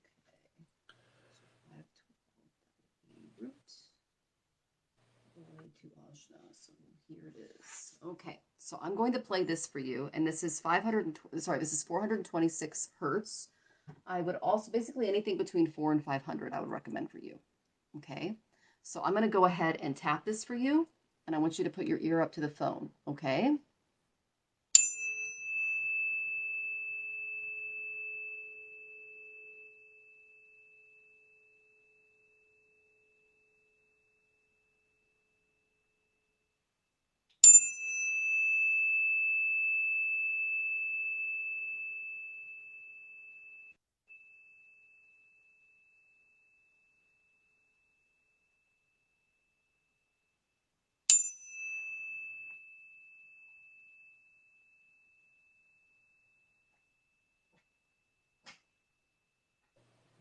Ooh, that got Rosie going. So that should help with your third eye a little bit. Um, and that will help you kind of keep your mind calm enough to be able to see people as they really are. Because I know a lot of people that are in Rahu Mahadasha get a lot of karmic lessons and people coming their way, hidden enemies, people that are friends but not.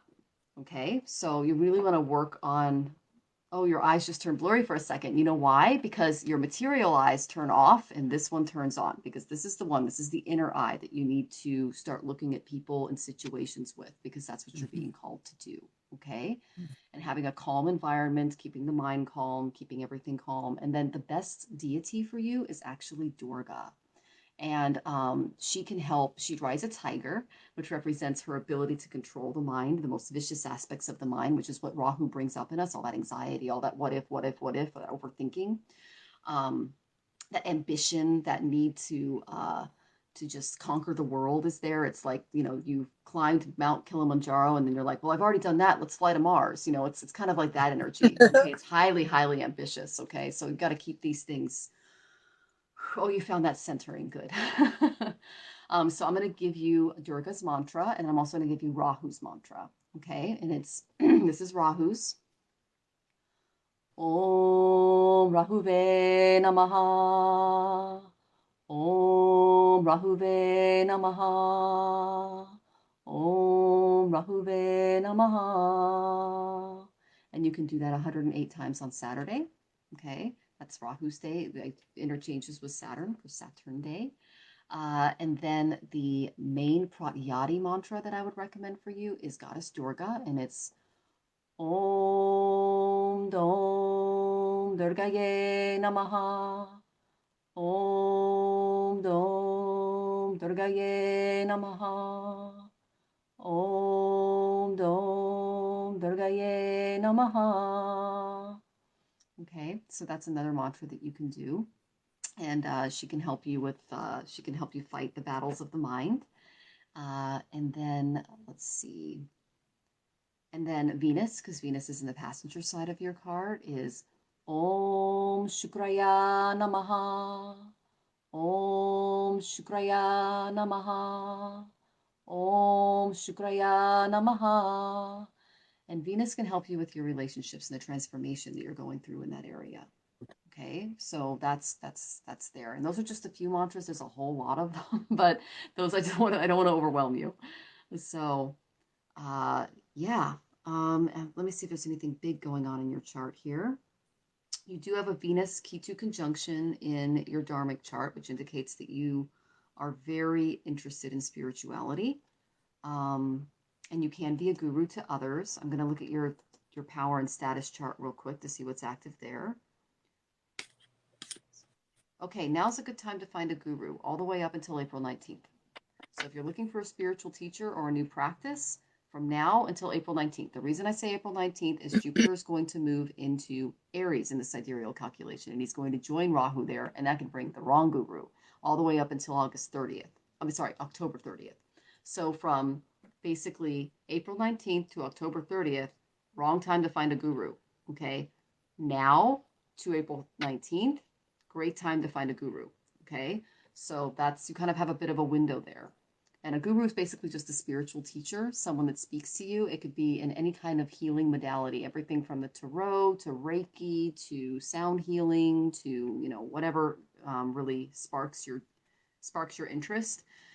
And let's look at your chart here. 1, 2, 3, 4, 5, 6, 7, 8. Okay, a lot of transformation in your career. There's a Venus, Jupiter, Saturn conjunction in your 8th house. That's a lot. You have Mars in Cancer, which is debilitated, in your 10th house in your D10. And then you have a Mars Ketu conjunction in your 5th house. Healing people that have been to war, like wounded warriors, that kind of stuff might be something that you can tap into. Okay. Be careful with the population because there's a lot of PTSD, CPTSD that can get out of control. So make sure that you have a good firm support system there. But that's kind of what I see for you as far as Samsha. Let's look at your Karna here. Oh, your Karna is Vishti. Okay, that's like judges, magistrates, service people, things like that. That particular Karna, this is in your Panchang chart, tells me that you are going to put forth a ton of hard work and selfless service into any career that you have, and you're not going to make a whole lot of money at it. But it's because you're paying off a crud ton of karma from past lives. You're paying it forward. I'm going to look to see if you have any negative karma from past lives. Give me a second here. You do. It's on Venus. Okay. So the best way, like I already gave you the mantra for Venus, but the best thing that you can do in addition to this is to help women. Okay. And YWCA, things like that. And just to be honorable and good to women. Okay. And to honor your relationships as well, because Jupiter's at a 4, he's not at a negative number, which is good. But you're learning a lot about relationships in this lifetime and how to handle them, both on a friendship level and on a partnership level. What does that mean? So your Drik Ball determines your karmic report card and all of your lifetimes. And when I look at that and I see a negative number, it tells me that this is something that you came here in this incarnation to work on. Now, Venus is strong. It's at 1.3. And so you have the ability and the capability of doing this. And just to give you an idea, your moon is at 75, positive 75, which tells me that you're like an intuitive firestorm. You really understand. This is very, very active for you, okay? But you need to start using it more in your relationships. So taking that divine intuition, which is a huge gift in your chart, from what I'm looking at, and how you give back to the collective and give back to the community, and focusing that on your relationships with the female population, or those who identify as female. Okay, that's really going to help you karmic wise. So just honoring women, yeah, donating to women-based organizations. And You know, young women, there you education go. for women, young women, Excellent. education for women, and people who are very cautious. You want to help improve their options, get them out there. Yeah. You'll be significant in that area. Make a lot of people Mm-hmm. happy. Yeah, your other planets are very positive, but Jupiter and Venus are a little low. Jupiter's at a 4 and Venus is at a -3 in your shad ball, which what that tells me, and this is a drick ball, this is your karma. You came here to work on relationships, and that's why Venus is in the 8th house of transformation for you. So my main warning this week is, even though you just ended a relationship, don't start or jump into anything new. Take it very slowly. Make sure you have a nice, beautiful, calm mind. Okay. Do the activities that we talked about and use that divine intuition when picking a partner, because this is the reason why you have some negative karma from past lives here, is you're not connecting the two. Okay, see them with this eye, not with these eyes. Okay, like my husband is 33 and a half years older than me. He doesn't look it, but he is. Okay, and I never would have met him or considered him if my mind wasn't open and this wasn't working. Okay, because he recognized me. It took me a while to recognize him, and we became best friends and we're soulmates and we have a wonderful relationship. Now, it's not perfect because no relationship is perfect, but it's the best I've ever had. And he totally Yeah, supports my spiritual practice because I use that, not these. Okay. yeah, yeah, All right. So head and heart, I understand. Oh, wonderful. Okay. yeah. And yes, thank you Yeah, both so let's get much. on And so to the next gentleman. next Thank one. you so much, Elizabeth. I hope you found that helpful. We have someone waiting for you, my friend, and for the person's name. Where are they? Let me get them. Hang on. Okay. Um, hmm, who is it? Jamie. Yes. So Jamie, and I'm just going to say Noel is your last name. I'll just put Noel. You have the birth date? No, she just says it's me. I'm going to try to find her up here. Lots of, I'm just looking for the little wolf tag here. Mm-hmm. And if you guys want a reading, the way to do it is to subscribe to Tamir. Yeah, and please follow me. I need more Yeah, followers. for I'm not as sure. popular For as sure. Tamir is. Yeah, we're gonna get you there, girlfriend. Don't you worry about it. Oh, People see I how awesome you know. are. Yeah. Yeah, I'm not seeing it. Oh, there it is. Jamie Robert. Okay, Oh, I'll just good. put this Okay. in. I can't I find it. found Go it. ahead. Jamie Thank you. Robert. Okay, I'm getting your information in. Okay, 14th. Okay, 5, 1540. Eugene, oh, you're in my neck of woods. I'm just north of you. I love Oregon. Okay, Jamie Robert. Just making sure this is correct. And okay. And yes, all right. Okay. Uh, wow. All right.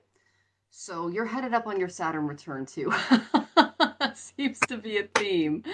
It's gonna hit you a little harder next year. Okay, so 2024 is when you're gonna really feel shiny. All right. So that's just something to prepare for. You are currently in your Moon Saturn Mahada. So your Moon is in the front seat of the car, and the passenger seat is Saturn. So that will be activated until, let's see, August 28th of 2024.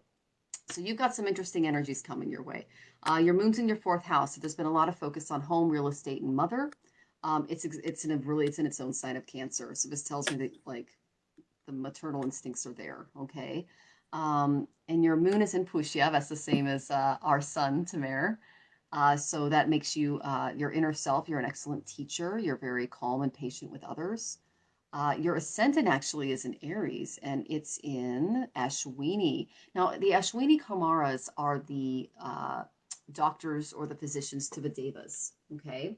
And what they do is they are healers. A lot of Ashwinis become doctors. They get into the medical field. They are herbalists. You know, they're very much into like Ayurveda, things like that. So that's the ascendant energy that I got from you, okay?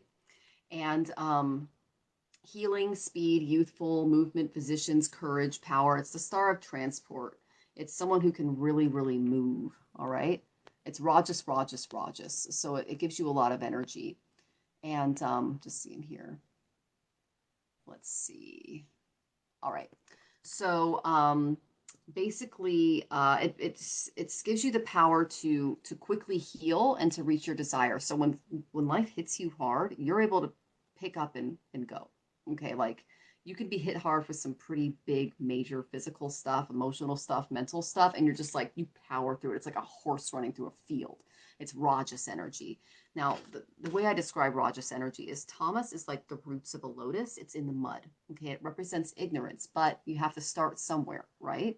Rajas is the stalk of the lotus, and Sattva is the bloom.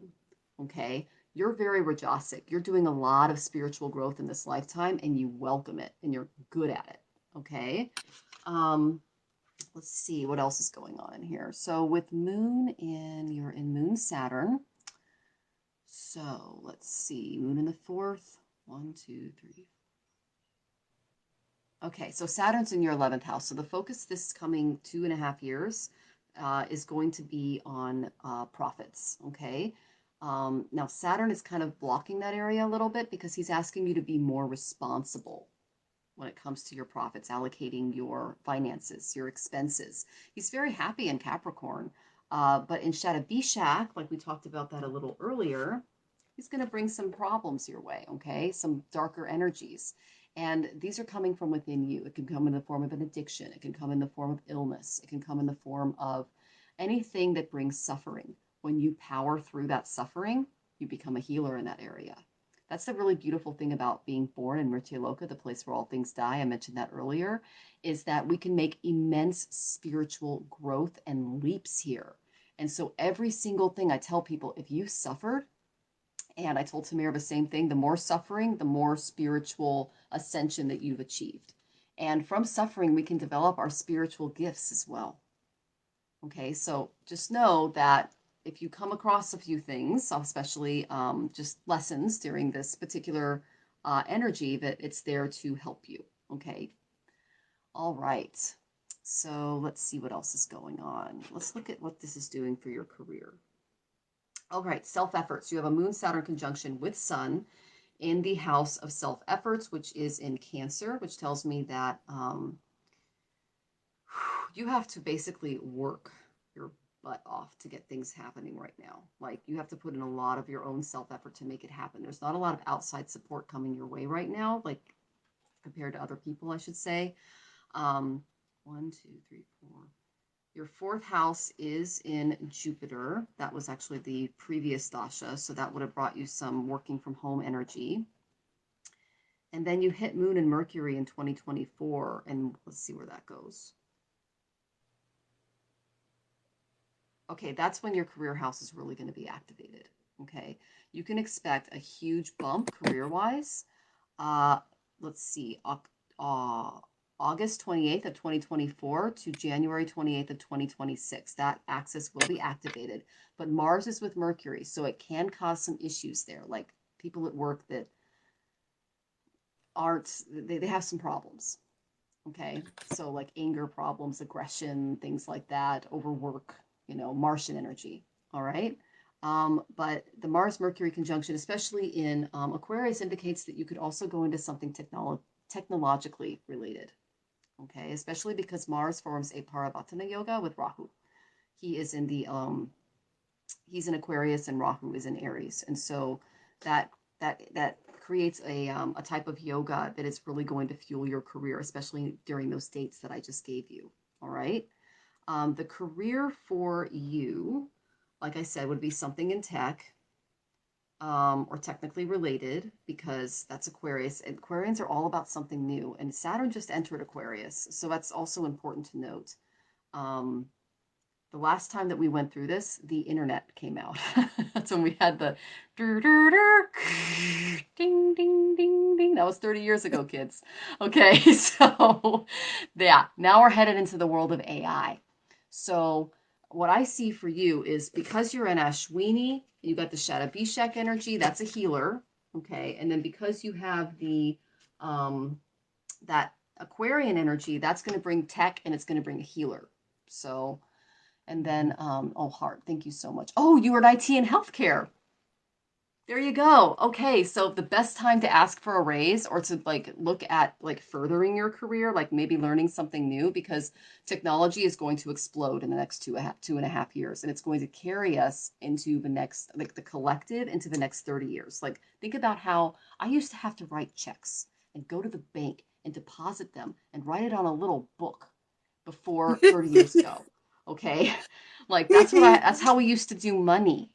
And then the internet came out, and I'm sitting here on a computer trying to figure out how this thing is going to work. Okay. Yeah, That's what's and it coming. does. So you work Yeah. in IT, just keep doing that, because you're going to be guaranteed work, especially given this huge push that we see coming. Um, you don't want a robot taking your job, so learn how to use the robot. And that's what you're doing. Okay. All right. They have the So, ability to. They have the ability. This person who we're talking to has mm-hmm, this good vibe. All right, mm-hmm. good, strong. It's got a lot. There's a lot of fire energy in this woman. Well, her Aruda Lagna is in Leo. That's how people see Yeah, her. They see her as a yeah, leader. So you yeah, can be a leader in your department. Yeah. yeah, for sure. And be very happy doing that. Yep. You can. Yeah. And she does have Uh, fire energy in her chart, Tamir. That's excellent. I see it. But there's a lot of this kind of energy around her, and Yep. this is kind of making, I would say, making you feel like, what? You might be good for the job, but is the job good for you? Yeah, that's the Mars Mercury conjunction in the 10th house. Mars is really causing battles in the workplace. That's what he Yeah, does. yeah, But the fact that you pulled the star reversed, she's the star and she's feeling reversed. That's Aquarius. So yeah, you have a mind for this. You have a skill set for this. But yeah. But do you uh, wanna? yeah. And Sarah, yes, I do sessions just on past lives. There's multiple charts where I can Yeah, look into your past lives. So, and I can also yeah. determine where you are galactically as well. I just took a class on that. So, all I would right. say that this person as well. Mm-hmm. You have to save some money before you can make any big changes. Yep. That's another That's thing it Saturn in the says. 11th house. Yeah, you That's have to save correct. some money. Eventually, you'll get out from underneath that poor male vibration that holds back the whole system.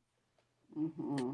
Yeah, Yeah, there is a Venus Mars conjunction going on in your birth chart, which tells me that there's some issues in love, like fights and maybe choosing aggressive partners, things like that. Um, so you do have Sun, which is considered a malefic in the 7th house. So beware partners that are too egotistical. That's what I would recommend for you. And yes, money saving is important. That's why you have Saturn in the 11th house. He's teaching you that over the next 2.5 years to save your profits and invest wisely. hmm Okay. All right. Do we have anyone else, Tamir? Or let me see. Mm, I don't think so. okay. Well, I'm glad you I got don't some think more so. subscribers. That's awesome. Yes. Oh wait, I hate coupons. Is that I someone's hate name? Ashley Brown.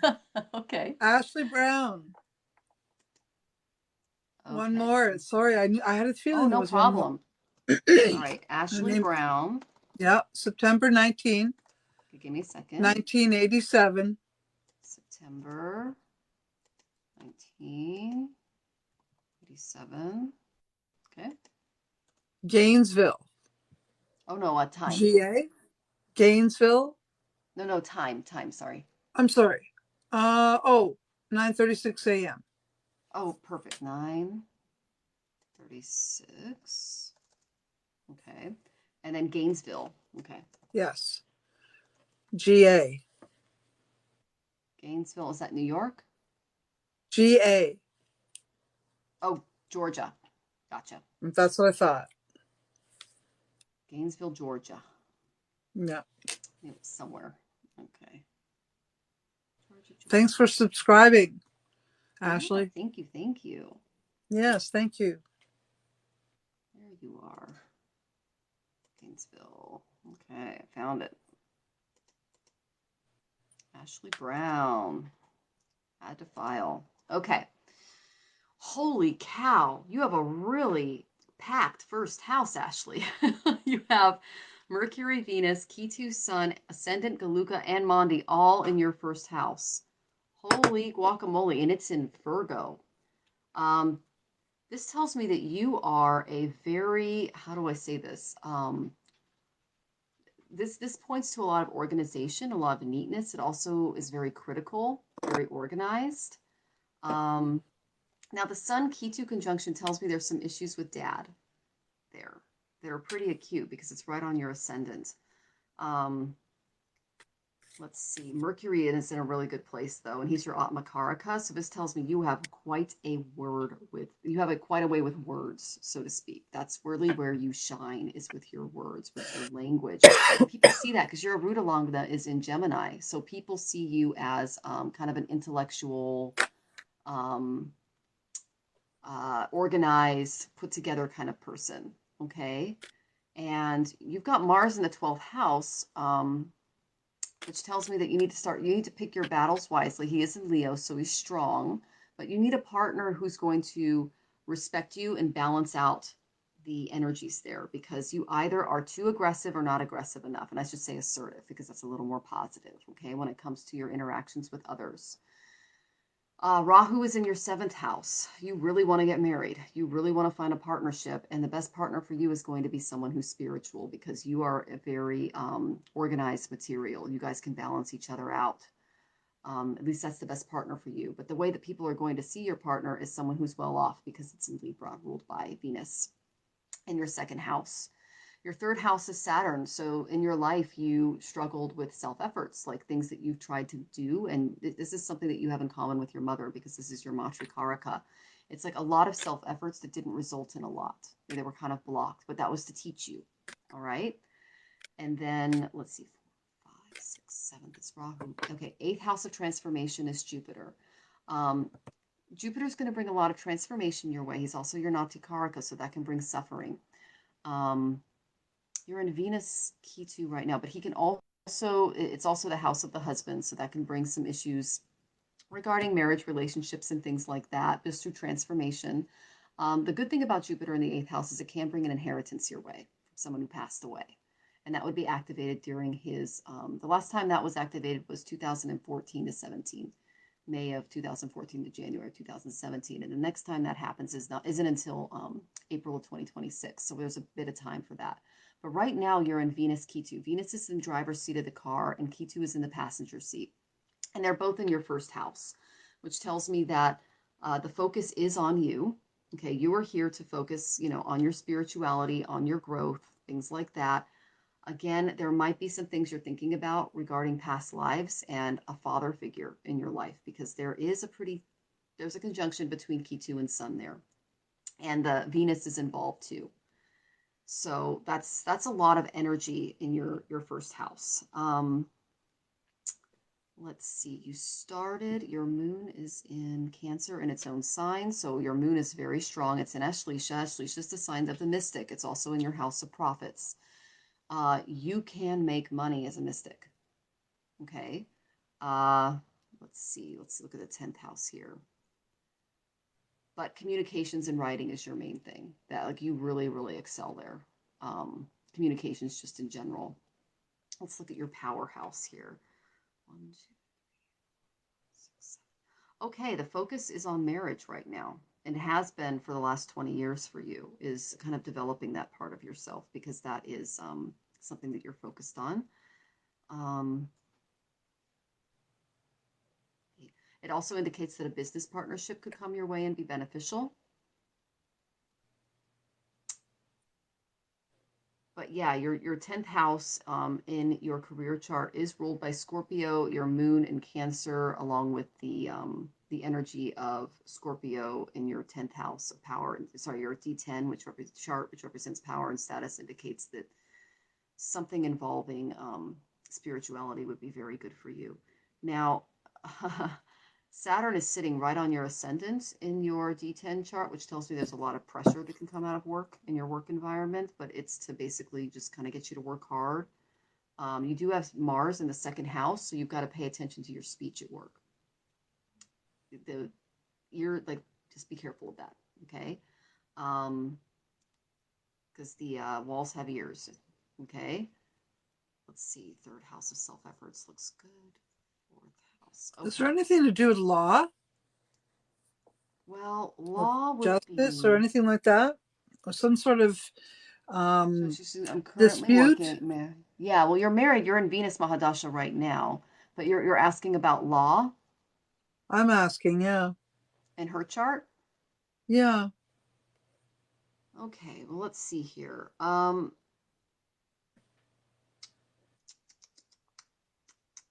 Well, let's look at this. Tatala.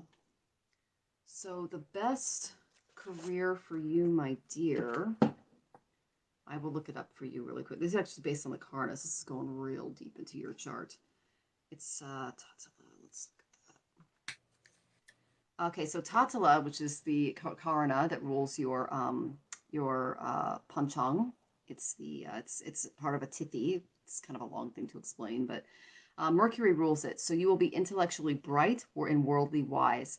As the Karana Bhuta, it is Prithvi, and so as a Mercurian, you are practical, very good at business, and very committed to your work. You are godly, wise, sporty, and skilled at the art of sexuality, but you can be stubborn, unsteady, aggressive, or restless. A weak Mercury, which yours is not, it's very strong, can make you confused, changeable, or untrustworthy. You're not. You have a very strong Mercury. So you're kind of seen as an intellectual warrior at work, and you're excellent in business. Now, law would be more along the lines of like Vishti or another Karana.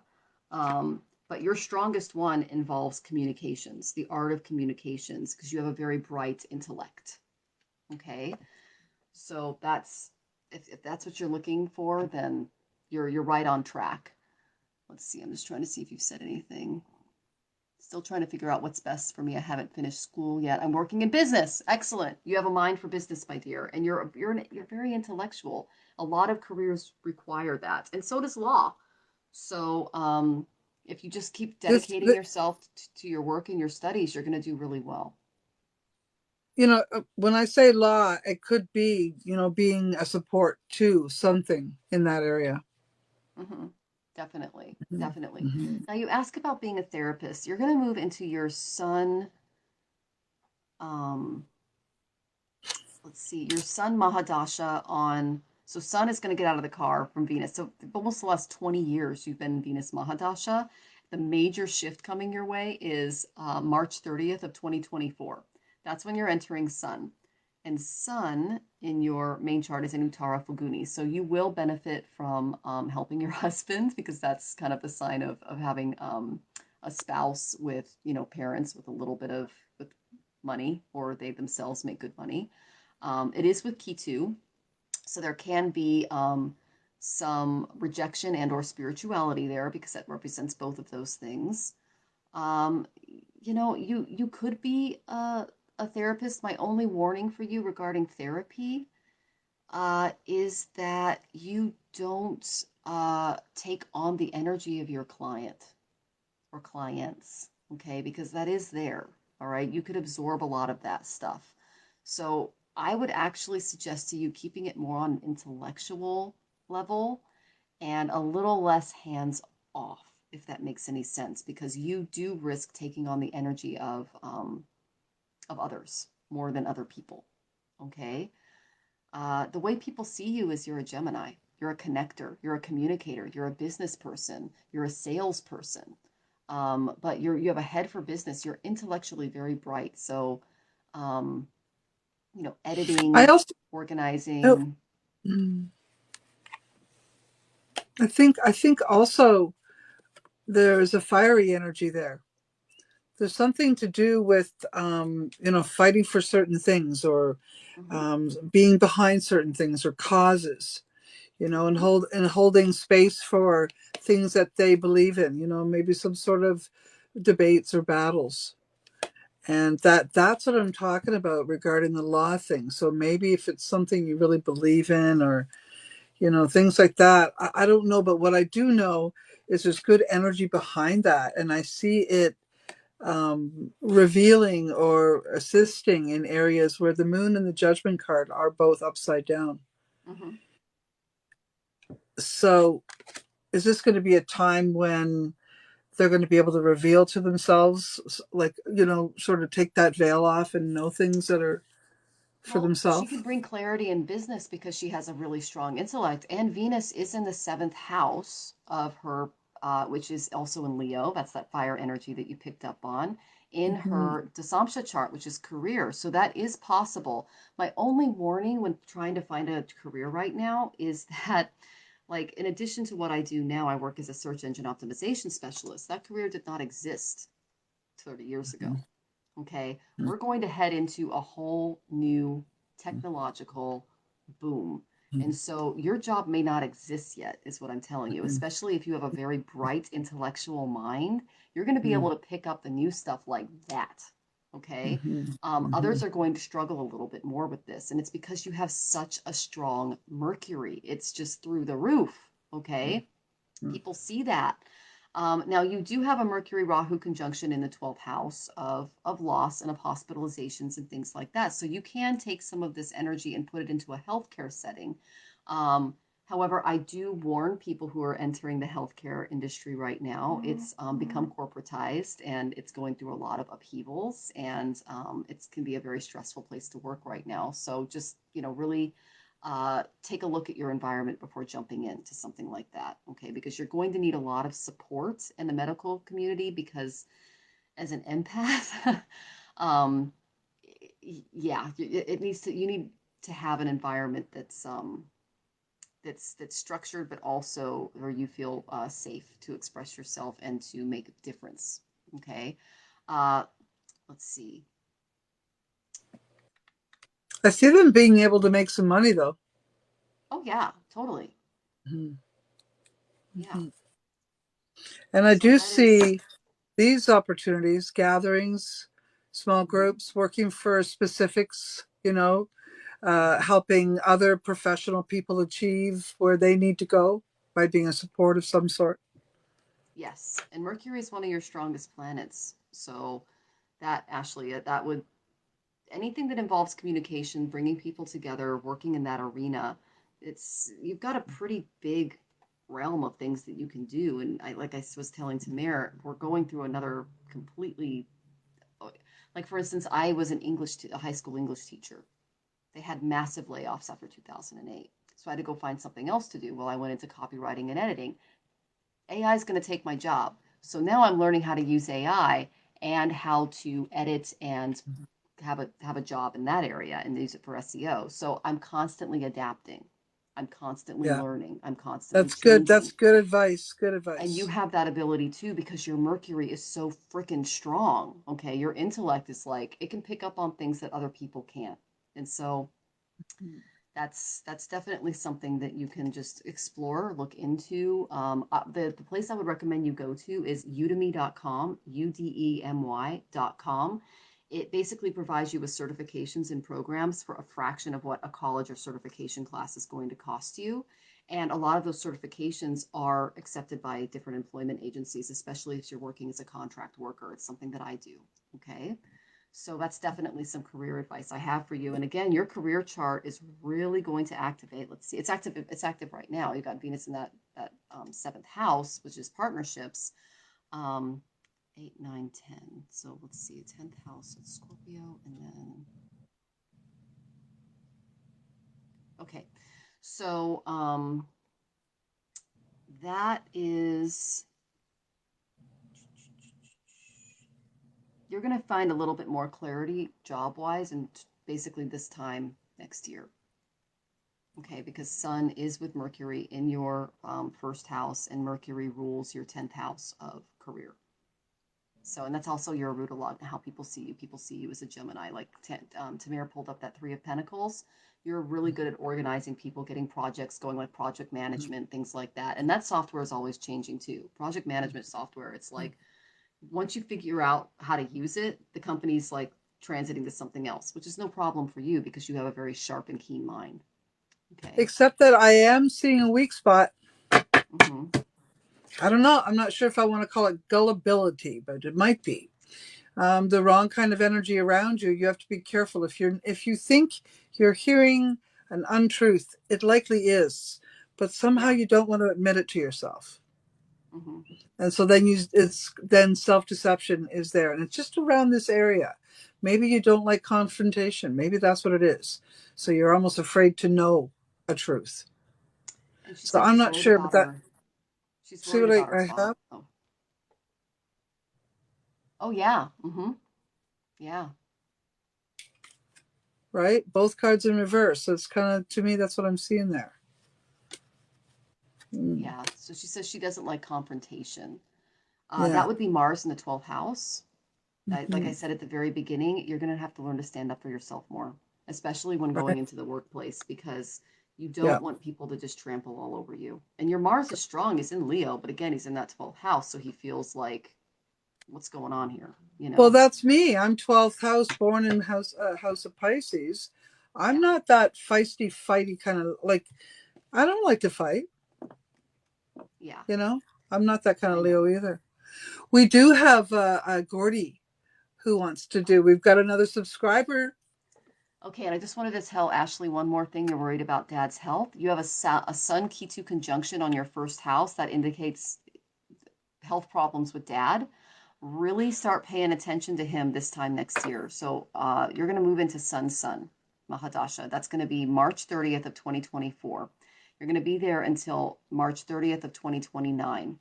The time in which this really activates will be when you're 41, but dad could go before then. Okay. So we would have to kind of look at your other charts and do another session, but um, that he's this time next year, just kind of call a little more, check up on him, things like that.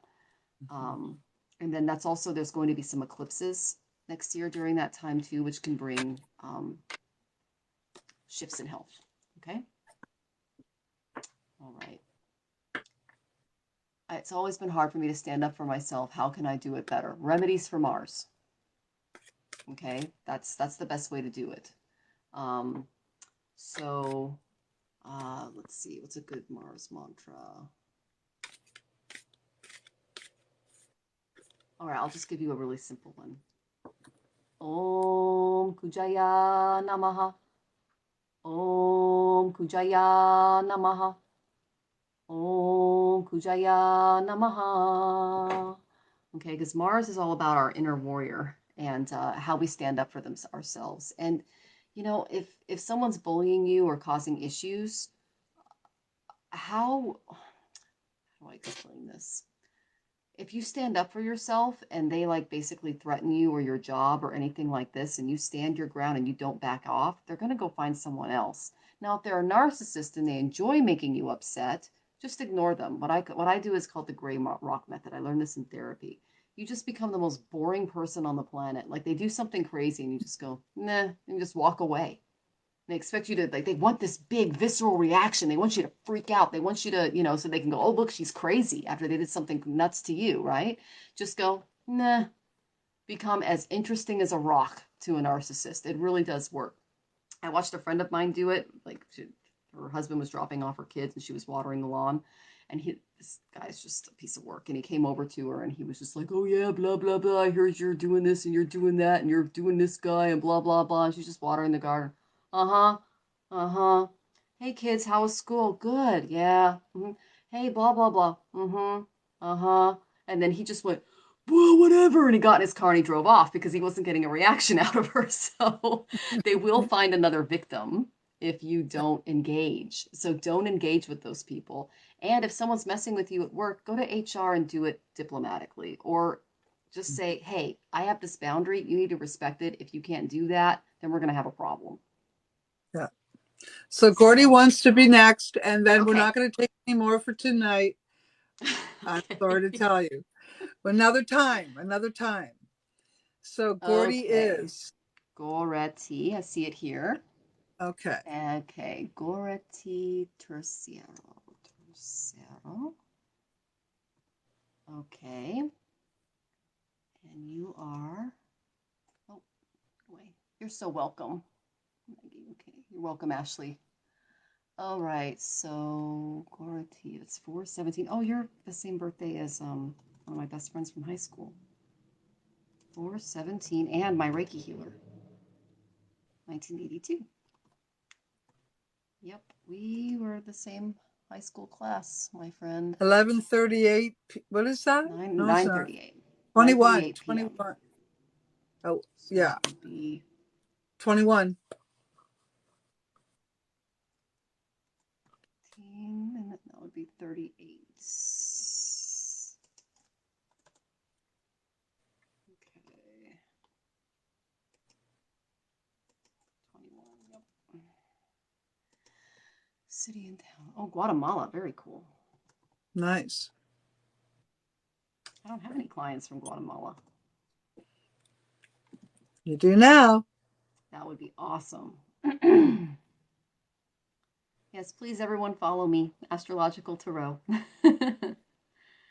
Guatemala. There you are. Okay, just make sure that's right. 41782. 238. Okay, Goretti, we got you in.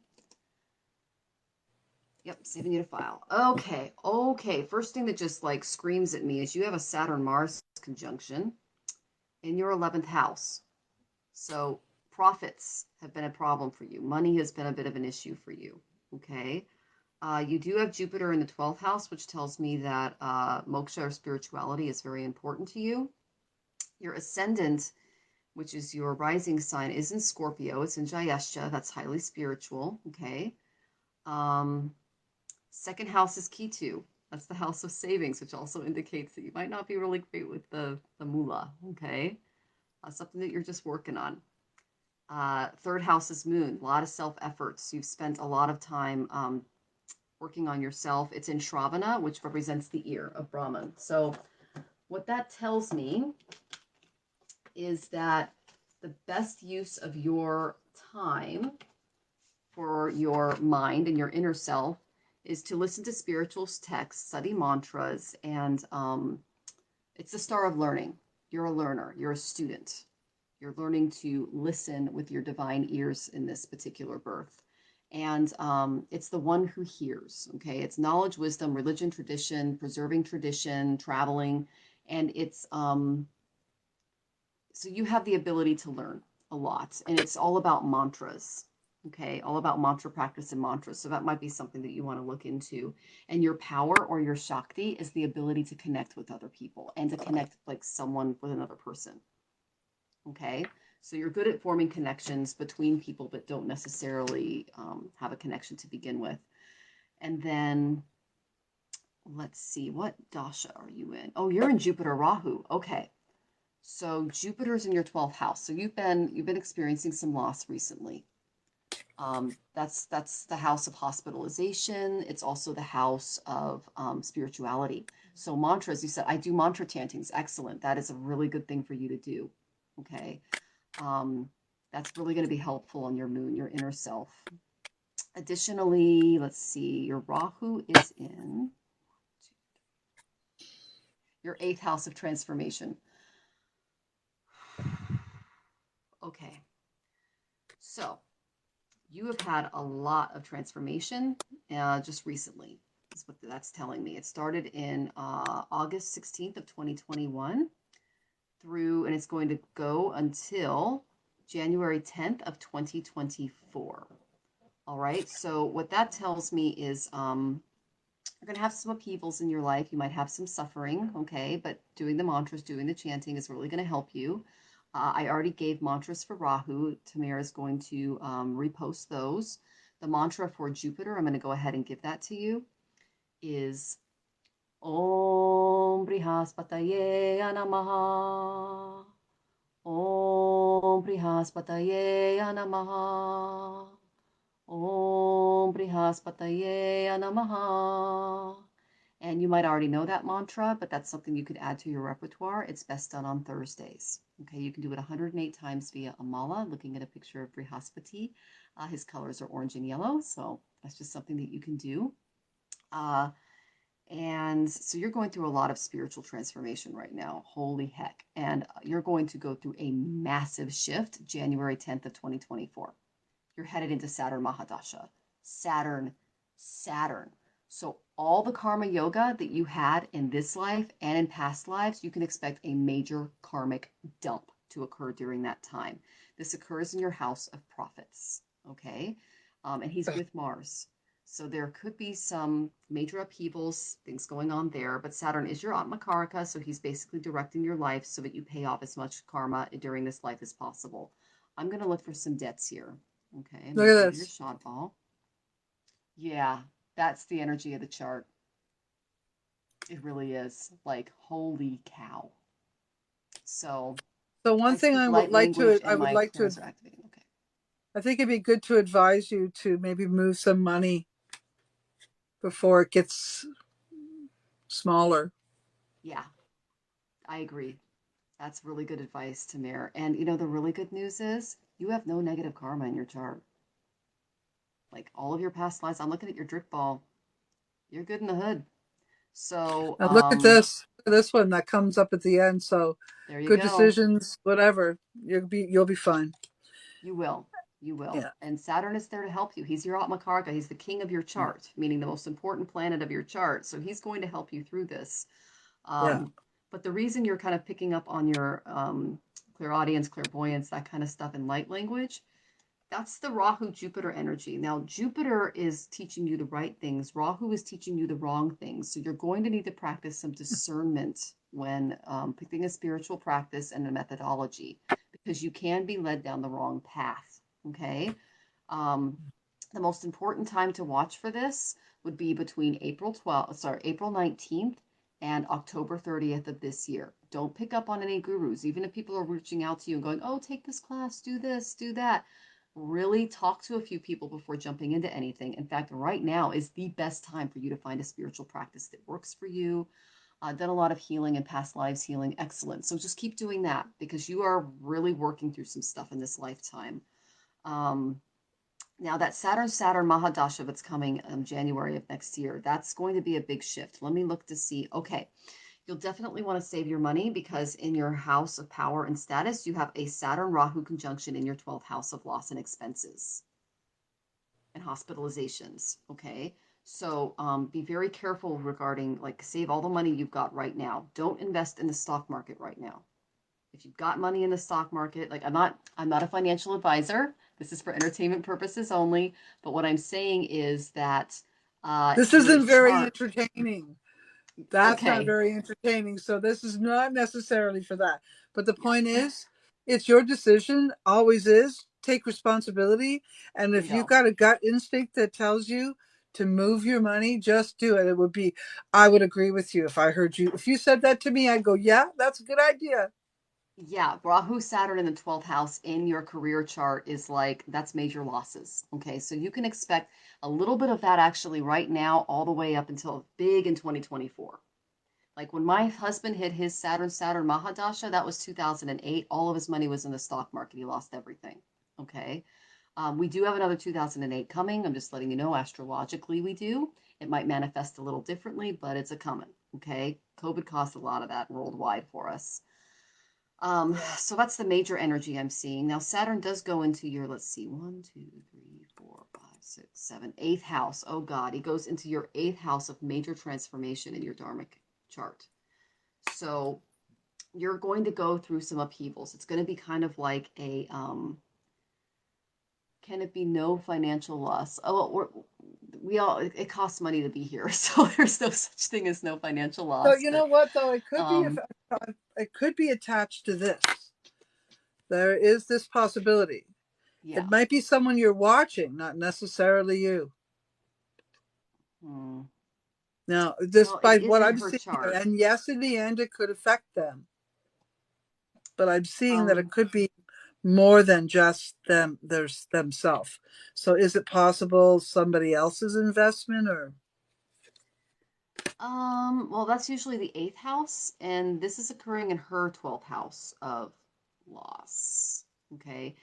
Now, Saturn is also in the eighth house of her house of Dharma, so this could also be issues with the husband might be having some problems too.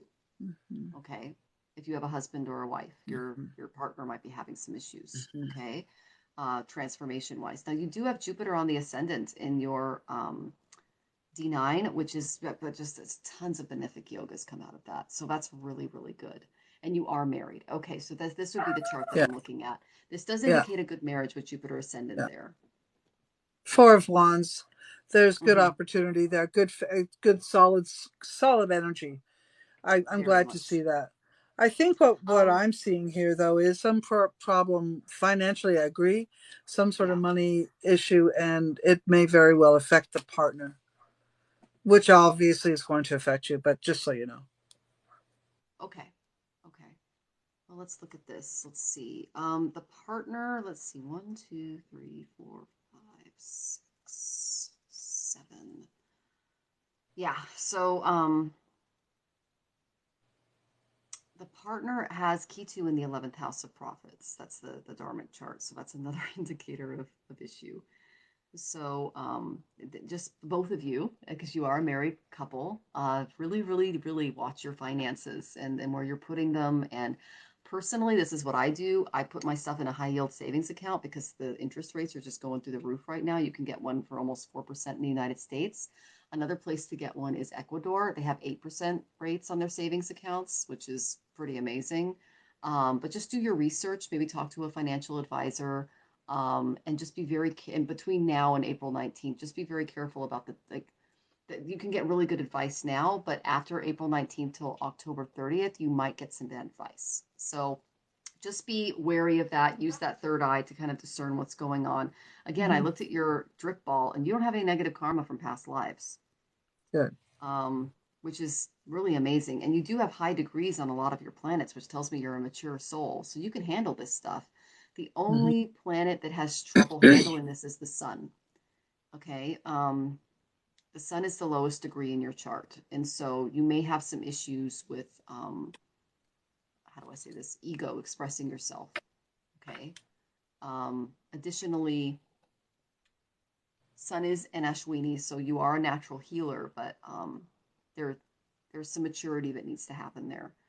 Your most mature planet is Saturn, and uh, that's the energy that's coming up. So you really know how to handle a lot of this. Yeah, Okay. I'd say that if good judgment, a lot of good judgment will be made if they really think Mm-hmm. about it. Just sit with it, right? And that good Yes. judgment will lead to exactly what you want, some Ace of Pentacles, right? And Some then money, if some you're new looking, beginnings, sorry, and some good gatherings of people that help make it happen. any information for my spiritual practice, I put my healing business on hold. Okay, so I did look up your Karna. Your Karna is Vajana, and it means trader or businessman. Venus rules it, so you have an eye for beauty. You appreciate art and music. Finances can be a specialty if you work on it. However, whatever you do displays an artistic touch, and you are creative, cheerful, knowledgeable, honorable, and a good advisor. You earn through trade and business. Okay. So let's see how strong your Venus is. Okay, it's in Aquarius. Let's see, it's in a neutral sign and it's exalted in Pisces in your Navamsha. So that's good. The exalted Venus in the Navamsha does indicate that you can do a spiritual practice. You have a great head for business, for trade, and that you're highly creative. Okay, so those are the things to really focus on as far as your business moving forward. But like I said, that house of profits really needs to be watched because what Saturn likes to do is, how do I say this? He likes to erase that karmic area, and a lot happens during Saturn Mahadasha. Okay, just to let you know, my Saturn is exalted in my chart. It's actually very well placed. And during my Saturn Mahadasha, I lost my job. My car broke down completely, like engine dead. I lost my two dogs. And I then lost my apartment because I couldn't afford the rent anymore and I had to completely start over. So I'm okay now and I came out of it, but my God, if it would have been like nice to have all of the remedies that I have now. Now, ways to handle Saturn: karma yoga, selfless service, helping others. I noticed that when you pulled that reverse King of Pentacles, Tamara, you also pulled the reverse Six of Pentacles. Whatever money you save giving back to causes where you help others is really going to make Saturn happy. So he's going to take less from you because you're giving more back to the collective, if that makes any sense. Another thing that you can do are the Shani mantras. Okay, you can schedule a session for me. I'll teach you all of them because I know that you're a mantra practice, and given that your moon is in Shravana, you'll pick them up like that. Okay. Additionally, you can Saturn doesn't like really flashy colors, so wearing navy, dark blue, blacks, grays, things like that, especially on Saturdays, are good. Fasting on Saturdays is good, and also feeding crows because those are the vehicle vahana of Shani. And so feeding the crows is a way of honoring him. And when I feed the crows, I do his bija mantra, which is Om Bram Brim Braum Sa Shanishwaraya Namaha. And you can do that 108 times via a mala, in addition to the other Shani mantras. There's a lot of them. But Saturn, he likes mantras, but he's more about service. So if there's an area of service, that would be good for you. She said, I just got in a car accident and moved from California to Arizona. We feed crows. Oh, good. Well, the reason you are feeling a little like you're in the middle of two places right now, like you just moved, is because you're going through what's called Chidra Dasha. Chidra Dasha is when one planet who's been in control for a long time, in your case it's Jupiter, has been in control of your chart for 17 years. It's like 16 now, it'll be 17 next year. Then Saturn's going to get in the car for 19 years. Okay. So you're in between. It's like a chidra means frayed rope. So it's like a frayed rope, and there's like one little piece left. And then it goes, okay. That's what you're going through. And you can feel like you're kind of in a no man's land because Jupiter's wrapping things up and Saturn's just getting things started. So it's kind of like you're in between worlds right now. I've been seeing a lot of crows. Oh, yeah, feed them. Make friends with them. They love peanuts. So, yeah, that's just something to keep in mind. But yeah, it's going to be a big shift for you January 10th, 2024. And definitely schedule a session for me. I can give you tons of advice on how to handle that Saturn Mahadasha. I just went through it a few years ago. So, That's yeah. good that you did that. Keep it on hold until you feel stronger. Yes. Mm-hmm. Yes. Definitely. Well, thank you so much for all of your wisdom and guidance, my friend. Yeah. I really enjoyed sharing time with you tonight, but the night has ended and it's time to say goodnight. And Okay. hopefully many of our people here will have followed you and you'll get to see them again. And maybe even they'll come and book a better, longer session with you. Oh, that would be wonderful. That would Mm-hmm. be. And it was so nice to meet all of you today. And thank you for sharing your beautiful audience with me, Tamir. I always love reading with you. No, you're welcome. Likewise. I'm tired, everyone. Good night. Sweet dreams. I hope you enjoyed yourselves. All right. We'll see y'all Love you soon. guys. Take Good care. night, guys. Yep. Good night. Let me see. There we are.